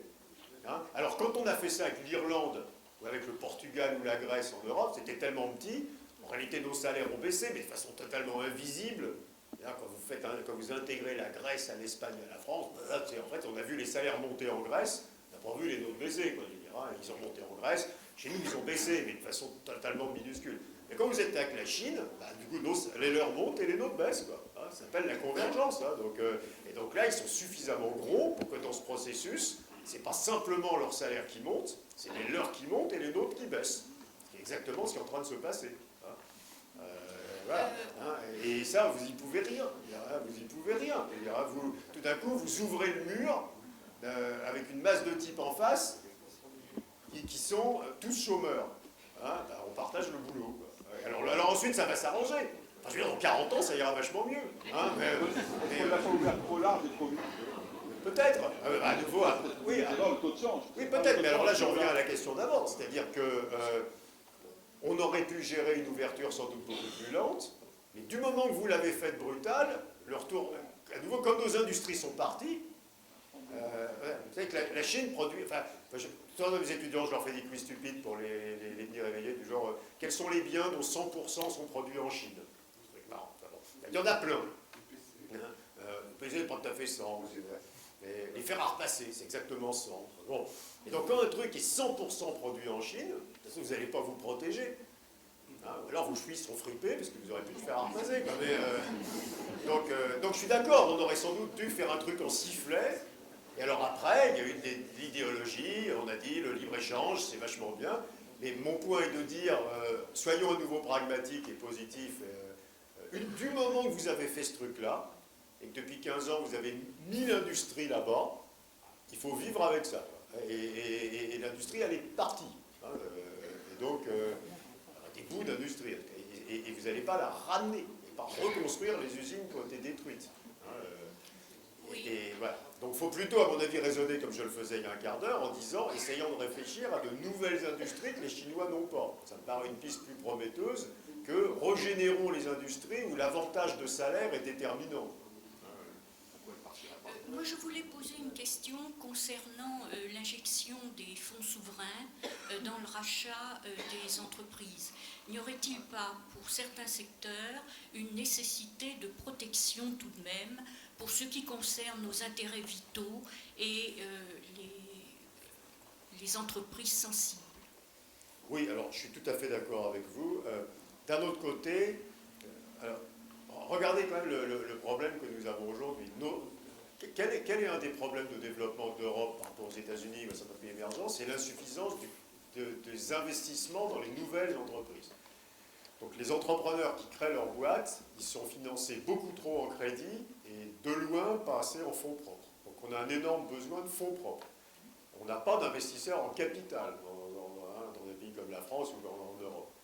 Et les fonds souverains ont l'immense avantage de nous amener des investisseurs en capital. Donc la réflexion qu'il faut avoir, c'est celle que vous avez, c'est-à-dire au lieu de dire « ce sont des méchants, on n'en veut pas », ce qui était en gros le réflexe primaire de certains gouvernements, il faudrait mieux essayer d'avoir une approche un peu là où les Américains sont assez clairs, en disant « voilà la frontière, si vous voulez investir là-dedans, c'est un plaisir, et ça, vous n'avez pas le droit d'y toucher ». La pratique française était totalement pagailleuse, puisque au coup par coup, finalement, on se demande si on veut bien ou si on ne veut pas. Hein, on ne veut pas que Danone devienne, je ne sais plus quoi, ce que Danone peut devenir. Non, on sait très bien que l'Actimel, c'est extrêmement stratégique. Hein, et on a laissé partir le Péchinet. Bon. Et donc, on a quand même un petit peu. Donc, il faudrait mieux faire exactement ce que font les Américains, en disant vous pouvez acheter tout ce que vous voulez, sauf l'armement, le transport stratégique, le nucléaire, et voilà. Mais le reste, allez-y. C'est un plaisir, au contraire, vous nous amenez du capital. C'est ça la bonne pratique, je crois, effectivement. Donc, il faudrait dire quel est le champ du stratégique, qui peut être un stratégique ou un stratégique intellectuel. On peut se dire, on veut garder une industrie de ceci pour des raisons non seulement stratégiques, mais aussi parce qu'on veut avoir cette industrie. Alors, je crois profondément que quand vous laissez les étrangers rentrer, il se passe quand même des choses. Je crois qu'il y a quand même beaucoup d'entreprises qui sont restées françaises, par exemple parce que les présidents sont français. Et le jour où les actionnaires, vous savez que 55% du capital du CAC 40 est détenu par des non-résidents. Donc le jour où les actionnaires nommeront des présidents non français, c'est rarissime, ou alors c'est des faux non français. Le jour où les présidents, les directeurs généraux opérationnels des grandes entreprises seront étrangers, il se passera évidemment des choses sur la localisation des centres de recherche, les universités avec lesquelles ils travaillent, etc. C'est un vrai sujet. Et à nouveau, vous ne pouvez pas vous protéger du capital. On a besoin de capital. À nouveau, c'est eux qui ont l'épargne. Et donc, on a bien besoin de... Et alors, quand même aussi, moi je travaille beaucoup avec tous les fonds souverains, dans 98% des cas, les fonds souverains n'ont absolument aucune attitude agressive ou impérialiste. Ce sont des bons investisseurs pères de famille qui placent de l'argent pour payer des retraites plus tard et qui n'ont pas du tout l'intention de faire des acquisitions hostiles. Et c'est vrai, par exemple, de la plupart des fonds du Moyen-Orient, vous n'avez jamais entendu parler qu'Adia, par exemple, à Abu Dhabi, qui gère 1200 milliards de dollars, a fait quoi que ce soit pour mettre la main sur le capital ou la recherche ou les brevets. Simplement, ils s'investissent l'argent du pétrole pour préparer le moment où il y en aura moins. Le Canadien, c'est de l'argent du gaz, d'ailleurs. Donc, il ne faut pas non plus diaboliser les fonds souverains. Dans l'immense majorité des cas, c'est des investisseurs parfaitement pépères. Je voudrais votre avis, si vous permettez, sur... Le micro tout près. Oui, vous m'entendez? Oui. Dans le champ de la mondialisation, quelle place vous accordez au commerce équitable? au développement durable. Oui, enfin, oui, développement durable, commerce équitable. Oui, alors, je sais pas, c'est une question compliquée, c'est une question difficile. Je vais répondre à côté, parce que pour cacher mon ignorance, non, mais moi je pense qu'on a un véritable problème aujourd'hui, qui est que nous sommes, malgré toutes les déclarations au sens, strictement incapables de stabiliser convenablement les prix des matières premières. Et donc des pays émergents ou pauvres qui vivent de matières premières sont confrontés à des fluctuations absolument terrifiantes des prix des matières premières, qui sont absolument destructeurs pour leur économie, parce qu'après quelques années où ils ont des revenus, parce que tout d'un coup les prix s'effondrent, et ils sont ruinés. Et donc je crois qu'il y a une urgence absolue, et on pourrait trouver sans doute un consensus entre les acheteurs et les vendeurs de matières premières, qui est de mettre en place des systèmes de régulation des prix des matières premières, qui assurent des revenus réguliers aux pays producteurs et des prix à peu près réguliers. Vous ne pouvez pas imaginer, alors je vais vous montrer, j'ai des graphiques partout, mais regardez quand même, il y a des trucs terribles, quoi. Regardez en rouge le prix du blé. Hein. Tant que ça peut faire multiplié par 5, divisé par 5, en l'espace de quelques semaines, c'est juste pas possible. Ceci est en train de détruire totalement. Alors le blé, c'est plutôt un truc, enfin, vous voyez ça sur le maïs, sur le soja, sur le cacao. Et donc il faut être capable je crois que voilà, il faut être capable de gérer mondialement.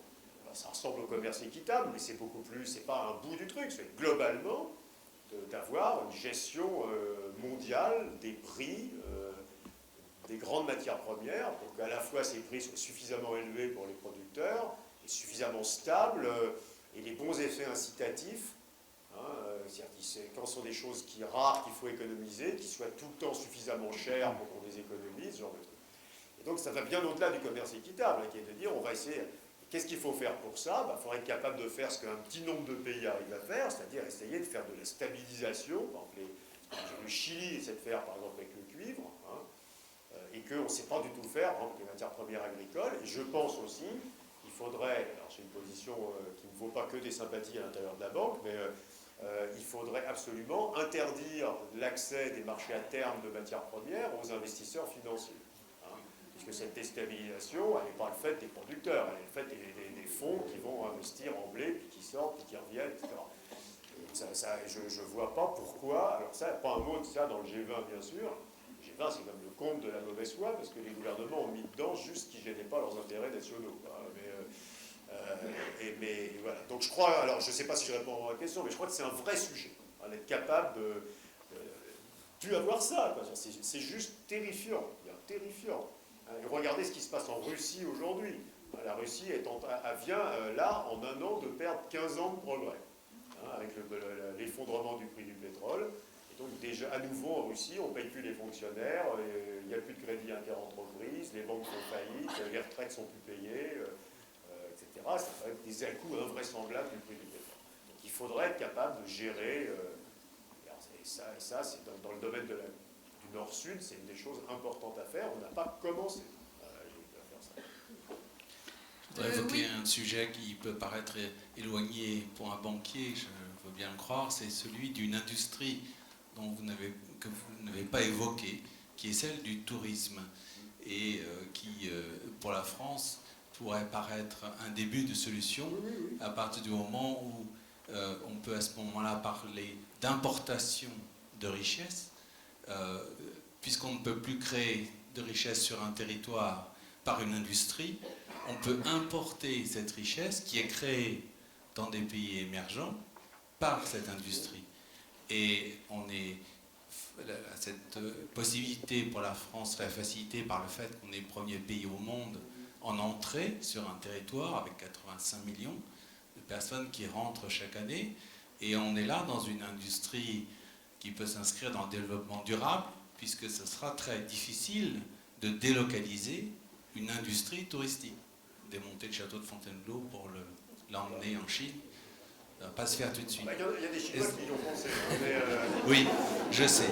Enfin, est-ce que ce n'est pas, pour vous, qui réfléchissez, un sujet qui pourrait être pris plus au sérieux? Moi, je dis souvent, ayant une activité dans ce domaine, je dis souvent que le tourisme est une affaire sérieuse, pas toujours prise au sérieux. Et on entend rarement cette notion évoquée. Et par exemple, elle nécessite, comme toute industrie, des investissements. Et aujourd'hui, c'est presque impossible ou très difficile de trouver de vrais investissements dans ce domaine. Et pourtant, on serait dans une activité durable.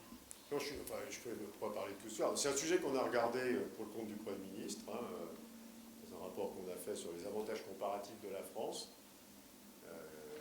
qui est évidemment le tourisme en est un. Et à nouveau, il y a plein de tourisme, quoi, je dirais. Et on peut sans doute avoir la même vision que sur l'industrie. Il y a beaucoup de tourisme différent. Ouais, on n'a peut-être pas envie de se lancer dans un tourisme à la tunisienne, bas de gamme, pas cher, de mauvaise qualité. On a peut-être envie d'être plus dans un tourisme à l'italienne, si on peut dire ça, c'est-à-dire plus haut de gamme. Il y a le même problème de positionnement en gamme que pour l'industrie. Mais il y a des tourismes patrimoniaux, culturels, sportifs, d'affaires, sportifs, etc. Ça rapporte à peu près 1,5 point de PIB d'excédents commerciaux, le tourisme en France. 1,5 point de PIB, c'est quand même beaucoup. Quoi. Donc, évidemment, c'est une contribution importante. Non, je suis tout à fait d'accord, oui, non, bien sûr. Mais quand je dis industrie, j'aurais dû être plus prudent dès le départ. Industrie, ce que j'ai appelé service, c'est pas vraiment les services. C'est un secteur plus fourre-tout qui est l'ensemble des choses. Oui, j'ai une hostilité personnelle, alors mais ça ne me faut pas que des avions assez grande vis-à-vis des services à la personne. Pas que je suis contre, il faut évidemment déployer les services à la personne, mais je crois que les services à la personne, ce n'est pas des emplois qui se substituent aux emplois à forte valeur ajoutée qu'on perd. C'est des emplois qu'on doit avoir en plus. Si vous mettez ces emplois en plus des autres, vous baissez le chômage et vous créez du revenu. Si vous remplacez les emplois à forte valeur ajoutée par les services à la personne, vous détruisez du revenu. C'est que les 250 000 emplois créés dans les services à la personne depuis 2 ans, c'est en moyenne 15 heures de travail par semaine. Vous voyez le type d'emploi qu'on crée. C'est 400 € par mois de revenu moyen. Donc il faut faire extrêmement attention. Donc c'est un peu ça que j'ai en tête. C'est-à-dire attention, il faut faire attention à complémentaire aux substituables. Les emplois de services à la personne, ça peut être complémentaire aux emplois industriels, ou aux emplois de services sophistiqués, qualifiés, etc. Ce n'est pas substituable à ces emplois. Et aujourd'hui, on a trop tendance à dire, Renault, on va perdre Renault, mais pas grave, on mettra les services à la personne à la place. Mais ça, non, ça, sûrement pas. Mais si on a Renault et les services à la personne, oui. Enfin, mais je suis tout à fait d'accord avec vous. Donc il y a plein de services qu'il faut regarder. On est extraordinairement mauvais. Il y a des trucs, j'avais regardé ça un peu accidentellement. Tout ce qui est foire, par exemple. Les Allemands sont remarquablement bons. Les Français sont remarquablement mauvais. On a perdu 50% de cette activité dans les 5 dernières années, qui est partie en Allemagne, parce que les Allemands sont organisés industriellement et professionnellement pour le faire. Donc voilà, il y a plein de trucs qu'il faut faire. Mais Paris est la première ville au monde en matière d'accueil de congrès. Oui. Moi, je suis un petit peu, j'ai été choquée, vraiment choquée par ce que vous avez au début. Je l'ai écrit pour le retenir. Vous avez dit le salaire des patrons, c'est un truc qui amuse les journalistes. Oui, c'est anecdotique. Oui, j'entends que c'est anecdotique sur le plan des masses. Oui. C'est absolument pas anecdotique sur le plan de la valeur, sur le plan du symbole, sur le plan de l'exemplarité. Et je pense qu'à votre niveau, excusez-moi d'être un peu provocante, mais à votre niveau d'influence, vous étiez avec le Premier ministre la semaine dernière, vous le dites, vous discutez avec tous ces gens-là, vous avez un niveau d'influence, un niveau de réflexion et d'influence sur ces gens-là, et quand vous leur dites c'est anecdotique, ça me semble, excusez-moi du terme, mais un peu irresponsable, parce que c'est pas du tout anecdotique sur le plan symbolique.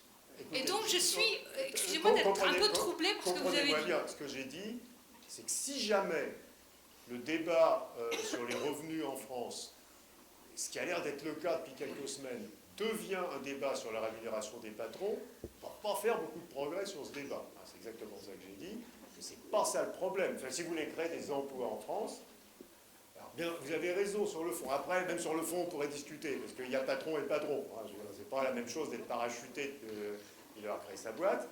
Mais mon point était de dire, attention, c'est quand même le genre de truc qui va prendre dans un journal une surface dans le journal par rapport au vrai problème qui est totalement immérité. Le vrai problème, c'est qu'on produira probablement dans ce pays, dans le futur, 30 à 40% de voitures de moins que ce qu'on produisait avant la crise. Ce qui veut dire qu'on va y laisser quelques centaines de milliers d'emplois. Personne n'en parle, pratiquement pas. Et alors on va s'exciter sur le fait que Claude Bébéar a 480 000 € par an de retraite.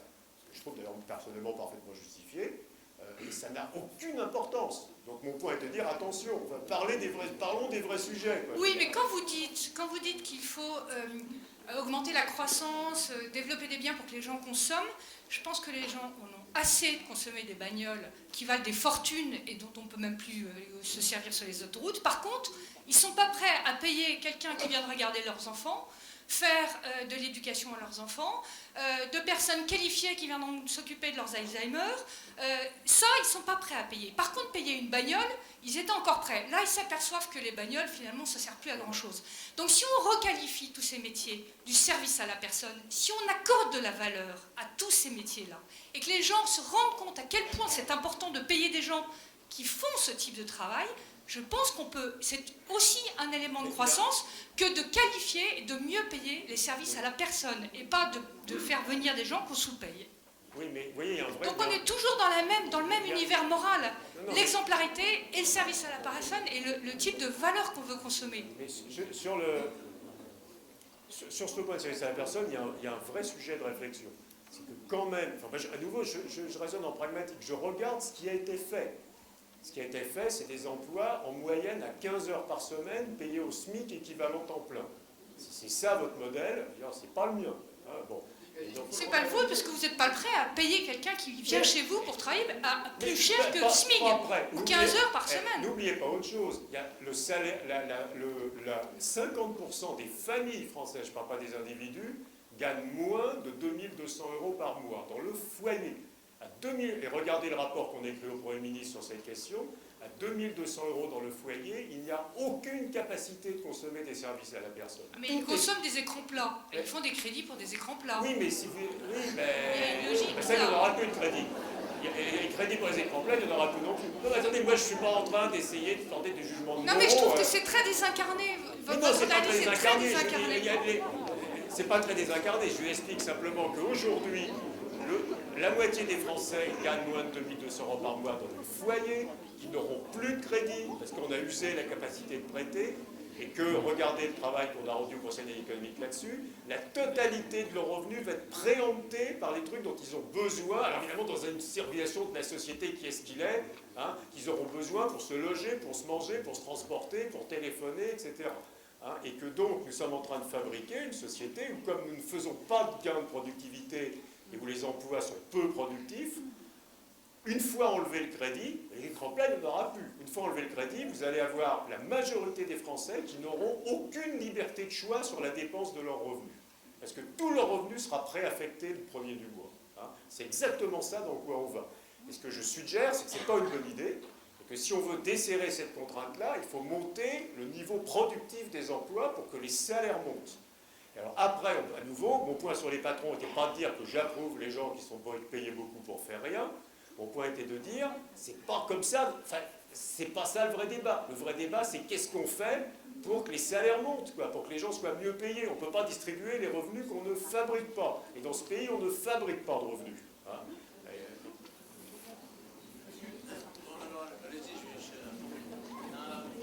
Est-ce qu'un petit peu pour revenir sur ce que disait la précédente personne, là, est-ce que vous considérez que l'économie n'est pas forcément une économie politique ? Et finalement, de vouloir être... Enfin, vous avez beaucoup prononcé le terme de pragmatique. C'est quoi le pragmatisme ? Le pragmatisme, c'est quoi ? Oui. Non, mais par rapport à la question que je vous pose, est-ce qu'on peut envisager que l'économie ne soit pas politique ? C'est ça ma question de fond. Bien sûr que non, mais je veux dire, on est comme dans une situation où, par exemple, il y a des normes de consommation. Alors, on peut dire, elles sont détestables. Si vous êtes au gouvernement, vous n'allez pas remettre... Hein ? Oui, elles sont formatées d'une certaine manière, mais vous voyez, après ça, nous on travaille aussi avec des sociologues, on essaie de faire notre boulot de façon intelligente. Et évidemment, alors, on a des conversations d'ailleurs assez marrantes avec certains patrons qui se lâchent et qui vous disent des choses absolument terrifiantes en disant qu'ils ont consciemment, eux-mêmes, depuis 15 ans, participé à l'entreprise organisée de crétinisation de la population, qui était la seule façon qu'ils avaient pour vendre davantage de leurs produits. Donc ça, c'est tout à fait juste. Et alors, la plupart des patrons honnêtes l'admettent. Hein, mais d'un autre côté, vous ne pouvez pas non plus imaginer qu'instantanément, vous allez changer... Alors, il y a le bouquin de Jacques Marseille qui vient de sortir, qui vous dit « Arrêtez de pleurer, on vit vachement mieux qu'il y a 20 ans. Regardez, on a tous l'eau chaude. » Oui, Mais est-ce qu'on est d'accord pour ne plus l'avoir, quoi? Donc, je veux dire, mon pragmatisme consiste à dire, il y a un certain moment, il y a des normes de consommation, de façon de vivre, etc., et qui font que ce qui semblait merveilleux il y a 20 ans ne le semble plus aujourd'hui. Alors on peut dire c'est pas bien, on n'a pas besoin de tout ça, n'empêche que voilà, c'est quand même comme ça que ça se passe, quoi. Et donc mon point est de dire, si vous dites aux Français, nous nous résignons à ce que j'allais dire un modèle où on ne fait pas de gain de productivité, donc la masse des revenus que nous pouvons nous partager entre nous, elle est constante. Et comme en plus il y a du vieillissement démographique, ceux qui travaillent auront moins, parce qu'il faudra prendre plus pour les plus nombreux qui seront retraités, je pense que même si vous pouvez dire, mais non, les Français, ils pourraient accepter d'avoir 10 ou 15% de moins de revenus parce qu'ils achètent plein de cautionneries, c'est vrai. N'empêche que si vous prenez ça comme programme politique, vous allez avoir des millions de gens dans la rue tout de suite. Hein, et que le programme politique, il ne peut être que je vais essayer d'avoir plus de revenus à distribuer. Voilà. Alors peut-être que je suis borné et conservateur, mais je pense qu'un autre programme est juste pas possible. En disant, non, non, on va rester là, zéro productivité. Tous les ans, il faut enlever un point, en gros, hein, avec le vieillissement démographique, quand vous regardez ce que ça fait en termes de santé, de retraite, etc. Et donc, vous qui travaillez, tous les ans, vous aurez 1% de moins. Donc, vous qui, comme rentrez dans le marché du travail, quand vous partirez à la retraite, vous aurez 40% de moins qu'aujourd'hui. C'est vachement bien, parce que de toute façon, c'est que des cochonneries, ces 40%. C'est sans doute vrai, sauf que c'est pas possible de dire ça, quoi, hein. Et donc, il me semble qu'il est... Voilà. Et donc, je ne suis pas un partisan de la décroissance. Parce que je pense que c'est un truc d'intello, parce qu'il y a 98% des gens qui ne sont pas d'accord. Voilà, hein, et donc à un certain moment, il faut tenir compte de ça. Ok, mais je comprends très bien votre réponse, mais est-ce que le problème des économistes, c'est justement de ne pas vouloir ériger un petit peu leur discours sur un plan uniquement technique? Et finalement, parce que vous nous décrivez, on décrit la crise là, vous nous décrivez avec beaucoup de brio la crise. Le problème, c'est que quels sont les économistes qui ont véritablement prévu cette crise? Les économistes, c'est pas... Aucun, pratiquement aucun. Tout simplement parce que les économistes, dans leur grande majorité, s'enferment dans leur savoir technique. Et que l'économie n'est pas une discipline technique. Ce que vous dites est très très injuste, c'est pas vrai du tout. Mais d'un autre côté, n'oubliez pas un truc, c'est qu'on a un peu besoin de technique.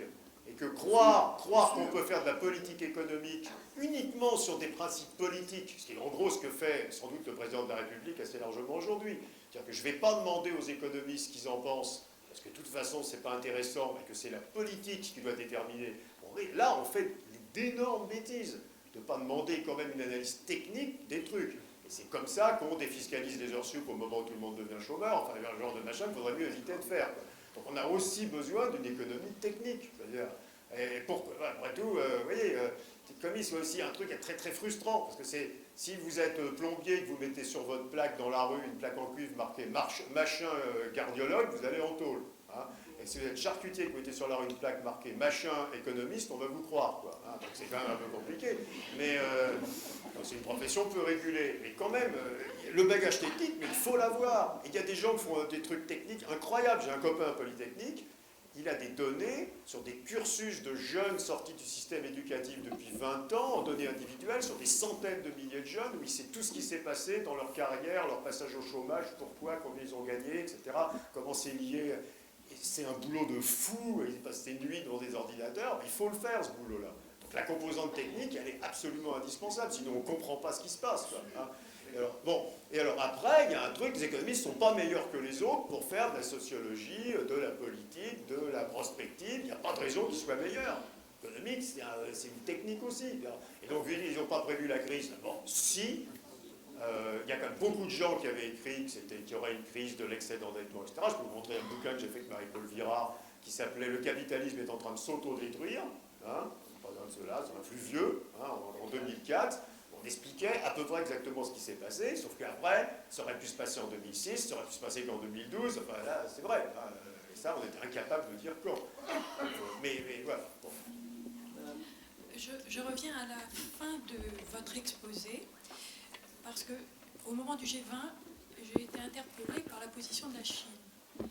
Et je voudrais savoir quel lien vous pourriez faire, existerait, entre la position de la Chine au G20 et ce que vous avez évoqué, à savoir que les modèles, le mondialisme économique et le mondialisme politique pourraient s'épouser.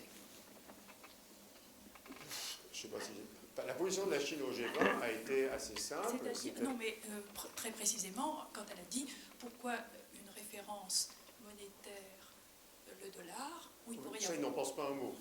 Ça, c'est une pure gesticulation. Alors, c'est justement ce que je voulais savoir. Ouais, si c'était une pure non, gesticulation... les Chinois sont totalement persuadés qu'il y aura pour encore de nombreuses décennies une seule monnaie archi-dominante dans le monde qui est le dollar. D'ailleurs, ils n'ont pas une seule seconde arrêté d'en acheter des montagnes. Donc pas un panier, justement, pour que le politique et l'économique coïncident. Non. La position des Chinois au G20 est plus intéressante. Ce qui est intéressant, c'est le G20. Il faut quand même reconnaître que c'est la première fois depuis toujours qu'on associe les grands émergents à ce type de négociation. Le G7, G8, machin, qui était une création de Mitterrand, sont morts. On va peut-être réunir encore une fois, je crois, le G7, G8, et après on n'osera même plus le faire. On est passé dans ce modèle où les grands émergents sont associés aux grandes discussions, ce qui est quand même extrêmement positif. Et après, ça a révélé la limite, justement, de ça. C'est qu'ils ont pu se mettre d'accord, ils ont parlé de finances. Donc si vous demandez aux grands pays de l'OCDE et aux grands émergents s'ils sont d'accord pour que les banques ne fassent pas faillite et prennent moins de risques, tout le monde va être d'accord. Il n'y a pas eu un mot sur l'économie réelle. Il n'y a pas eu un mot sur les taux de change. Parce qu'évidemment, là, il n'y a aucun moyen de trouver un consensus. Les Chinois commencent toutes les négociations internationales en disant si on parle du taux de change du yuan, on s'en va. C'est pas compliqué. Et donc, évidemment, la limite du G20, c'est très facile, si vous voulez, sur la finance, parce qu'après tout, sur la finance, tout le monde est d'accord. Il faut arrêter, voilà. Et sur le fond, c'est-à-dire les délocalisations, la concurrence, le protectionnisme, les monnaies, la coordination monétaire, il n'y a rien dans le G20, parce que c'était juste pas possible. Parce que là, ils ne sont vraiment pas d'accord. Ils sont vraiment pas d'accord. Donc les Chinois coopèrent quand c'est leur intérêt de coopérer. Et sur le dollar, c'est une position de négociation qui consiste à dire aux Américains vous pouvez interdire l'entrée des produits chinois aux États-Unis, vous avez tort, etc. C'est une catastrophe pour vous, mais vous pouvez légalement le faire. Et n'oubliez pas que nous avons 1600 milliards de dollars. Vous voyez ce que donc les Américains disent non, on est copains. Alors les produits chinois, ils rentrent tant qu'on veut et vous achetez des dollars. Donc c'est juste une position de négociation pour être bien sûr. Mais personne n'envisage sérieusement que le dollar ne soit plus pendant encore extraordinairement longtemps la monnaie dominante. Il y a 94% du commerce mondial est en dollars. Il y a des trucs déments. Quand Air France achète un Airbus, il est contracté, acheté, payé en dollars, il fait Toulouse-Roissy. Ça, c'est pas un vrai problème sur Non, on a essayé. Les Russes ont essayé de lancer par exemple, un marché à terme du pétrole en euros. Il n'y a pas eu un contrat de vendu. Ça ne marche pas. C'est beaucoup plus efficace d'avoir une seule monnaie. Vous évitez des coûts de conversion dans tous les sens, du risque de change. Et donc, on ne peut pas avoir plusieurs monnaies mondiales. Donc, il y a une monnaie mondiale qui est le dollar. Et les Chinois n'ont aucune envie de changer ça. En deux mots, est-ce qu'on peut vous demander de compléter votre série d'exposés extraordinairement pénétrantes par la réponse à la question suivante: que peut faire et que doit faire l'Europe?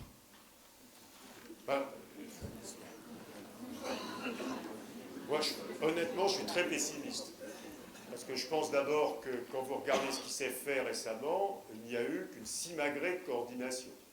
Que les programmes budgétaires de sauvetage des banques, etc., ont été présentés comme des programmes coordonnés. Et coordination, ça consistait à mettre une agrafe dans les programmes nationaux qui ont été élaborés de façon strictement indépendante et sans aucune coordination. Donc il n'y a pas eu du tout d'Europe dans ce qui s'est dans la crise, contrairement à ce qu'on entend tous les jours. On a juste ex post fait semblant que c'était coordonné. Quand vous regardez le détail des programmes, ils sont évidemment non coordonnés. Chacun a traité ses banques de la manière qui lui paraissait la meilleure, de manière d'ailleurs à essayer de leur donner un avantage compétitif par rapport aux banques des autres. Donc il n'y a eu aucune coordination en réalité à l'intérieur de l'Europe, si ce n'est à nouveau dans la présentation extérieure qui a été faite, simplement de compiler les décisions strictement nationales. Donc l'Europe a été totalement absente. Et ce qui me frappe aussi aujourd'hui en parlant aux Chinois, c'est la totale indifférence de la Chine et des grands pays d'Asie vis-à-vis de l'Europe. L'Europe, pour eux, n'existe pas. Ils ont, à un moment, à l'époque Bush, ils se sont dit qu'ils pourraient peut-être se rapprocher de l'Europe pour être plus forts face à Bush. Et depuis qu'il y a Obama, l'Asie considère qu'il y a un seul interlocuteur qui est Obama, et que c'est même pas la peine de s'ennuyer à parler aux Européens. Bon. Deuxième point, il y a extrêmement peu de sujets où même une législation européenne, si elle était acceptée en Europe, aurait du sens. Règles comptables, il ne faut pas avoir des règles comptables européennes. Il y a des entreprises partout, vous êtes obligé d'avoir des règles comptables mondiales. Règles pour les banques, vous êtes obligé d'avoir des règles pour les banques. S'il y a des places offshore ailleurs qu'en Europe, ça ne sert à rien de réglementer les banques en Europe, etc., etc. Donc, cette idée consensuelle et politiquement correcte qui est si le monde ne veut pas le faire, que l'Europe le fasse, il n'y a à peu près aucun sujet où c'est en réalité faisable. Parce qu'une réglementation européenne est sans perte. Vous pouvez réglementer les. Vous voyez, qu'est-ce que vous pouvez réglementer?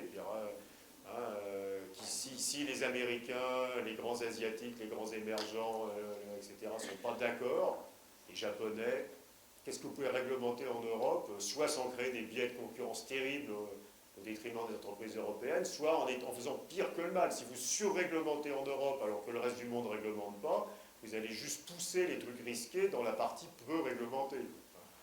Donc moi, je suis très pessimiste. Je pense qu'on en est à un stade d'intégration mondiale où les seules règles efficaces sont mondiales. Et donc il faut essayer de retrouver des institutions mondiales qui marchent. Ce qu'on n'avait plus, puisque la seule institution mondiale, c'est l'OMC qui ne marche pas. L'OMC s'est enterré sur le dossier agricole au lieu de regarder les vrais sujets. Peut-être que le FMI, là, est en train de reprendre un peu de poil de la bête, mais on n'a pas vraiment de grandes institutions mondiales qui marchent. Donc l'Europe, je crois que... je ne suis pas optimiste en réfléchissant. Il y a deux dernières questions. Une question ici, là-bas, monsieur. Oui, vous nous avez décrit de manière très riche et éclairante toute cette crise. Vous avez indiqué la tendance vers laquelle il faudrait aller pour en sortir. Est-ce qu'en cette fin de soirée, on peut un peu fantasmer, pourriez-nous décrire deux scénarios extrêmes qui seraient, si jamais on ne s'en sort pas, que le niveau stagne et qu'à un moment donné, si tous les ans on perd 1%, il va quand même nous arriver quelque chose de pas très très joli. Ou à l'inverse, est-ce que vous avez quand même une petite idée sur un scénario plausible, très très positif pour s'en sortir? Quels seraient les deux scénarios extrêmes? Je vais commencer par le deuxième. Je pense que un scénario positif, c'est qu'on change de locomotive. Je pense que quand même depuis 20 ans, quand vous regardez les faits, la locomotive de l'économie mondiale, c'était les Américains. Quand les États-Unis rentraient en récession, l'année d'après, le monde était en récession, et quand les États-Unis repartaient, 6 mois après, le monde repartait. Et il est peut-être en train de se passer quelque chose de nouveau, c'est que peut-être ce qu'on est en train de voir, c'est le passage à une possibilité que l'Asie devienne la locomotive de l'économie mondiale. C'est devenu gros, l'Asie. Quand vous regardez la Chine et les autres pays émergents d'Asie, c'est plus gros que les États-Unis, en termes de production ou de commerce mondial. Donc peut-être il y a quelque chose qui serait extrêmement favorable, puisque à nouveau l'Asie, pour des raisons légitimes, sera une zone de croissance forte pendant longtemps, sans avoir besoin de fabriquer de la croissance artificielle, simplement en élevant le niveau de vie des populations. Donc peut-être qu'on va avoir une nouvelle locomotive qui va tirer l'économie mondiale, comme les États-Unis l'ont tiré depuis 20 ans, et ça serait quand même un scénario positif. Ça va vous plaire. Scénario négatif, ça ne marche pas. On reste effectivement coincé dans une croissance faible, parce qu'une fois qu'on a enlevé le crédit, on ne sait pas quoi faire à la place. Et là, je suis à peu près certain, en ayant regardé l'histoire, qu'on fera du protectionnisme, même si c'est destructeur. On va faire comme en 1931-32, on va élever des barrières douanières et on va se fabriquer 10 années d'appauvrissement avec effondrement du commerce mondial et de production. En 1932, les échanges mondiaux sont tombés au quart de leur niveau de 1928.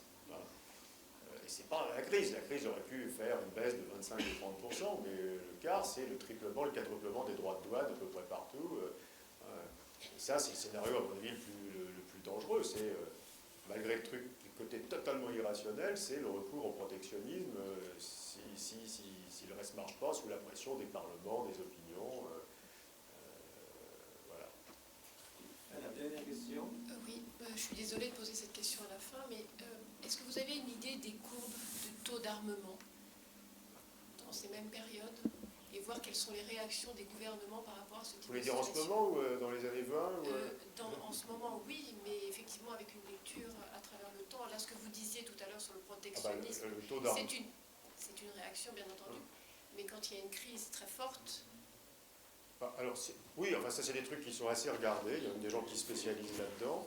Ce qui est assez impressionnant, c'est l'énorme effort d'armement des pays d'Asie.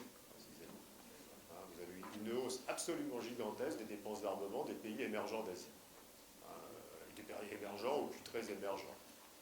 Donc, par rapport au PIB, mais le PIB n'est pas très énorme, le record du monde c'est Singapour, hein, mais les Chinois on ne sait pas trop. Il y a des gens qui pensent que peut-être les Chinois consacrent 20% de leur produit intérieur brut à l'armement, au militaire. Alors, ce qui n'empêche, se fréquente beaucoup moins que les États-Unis, qui eux consacrent un peu plus de 4% de leur PIB à l'armement. Et en dehors des États-Unis, le reste du monde a réduit, enfin, dans les pays avancés hors États-Unis, en Europe, les dépenses d'armement ont baissé par rapport au PIB de façon très régulière maintenant depuis une vingtaine d'années. Elles avaient beaucoup baissé sous Clinton aux États-Unis, elles ont considérablement remonté avec Bush, comme tout le monde le sait, et elles ont considérablement monté à nouveau en Asie et au Japon. Le Japon fait un énorme effort de réarmement. Et sans doute, mais à nouveau par rapport au PIB, donc ce qui dans l'absolu, c'est vraiment les émergents d'Asie. Donc c'est Taïwan, la Chine, Singapour, l'Indonésie, enfin tous ces pays font d'énormes dépenses d'armement par rapport à leur revenu. Alors j'ai même des camarades qui connaissent ça mieux que moi, mais qui prétendent qu'à un certain moment, effectivement, les pays... Enfin, on ne sait pas trop pourquoi d'ailleurs, parce que dans le même temps, ces pays sont en train de mettre sur place de vraies coopérations. Ils commencent à avoir une vraie coopération économique, financière, avec des accords pour défendre les monnaies, pour se prêter de l'argent, pour baisser les droits de douane régionales. Donc ces pays, au moment où on a l'impression qu'ils se mettent vraiment à coopérer, en oubliant les vieilles rancœurs, c'est-à-dire on arrive à asseoir à la même table la Corée, la Chine et le Japon pour mettre en place un espèce de système monétaire en Asie. Enfin, ils ne s'aiment pas, mais... Et dans le même temps, effectivement, il y a une hausse gigantesque des dépenses d'armement dans toute cette région. Et voilà, alors moi je connais des gens là-bas qui me disent qu'ils seront, effectivement, ils en dépensent tellement qu'un jour ils seront tentés de s'en servir, parce que dépenser tout cet argent pour ne pas s'en servir, la Chine fait un effort. Enfin la Chine, on ne sait pas, parce que c'est totalement secret, mais ça a l'air colossal. Colossal, ils sont en train de fabriquer des sous-marins nucléaires autant qu'on en veut, enfin, ça a l'air tout à fait gigantesque. Alors ils le montrent périodiquement un petit peu, mais ça a l'air très très impressionnant.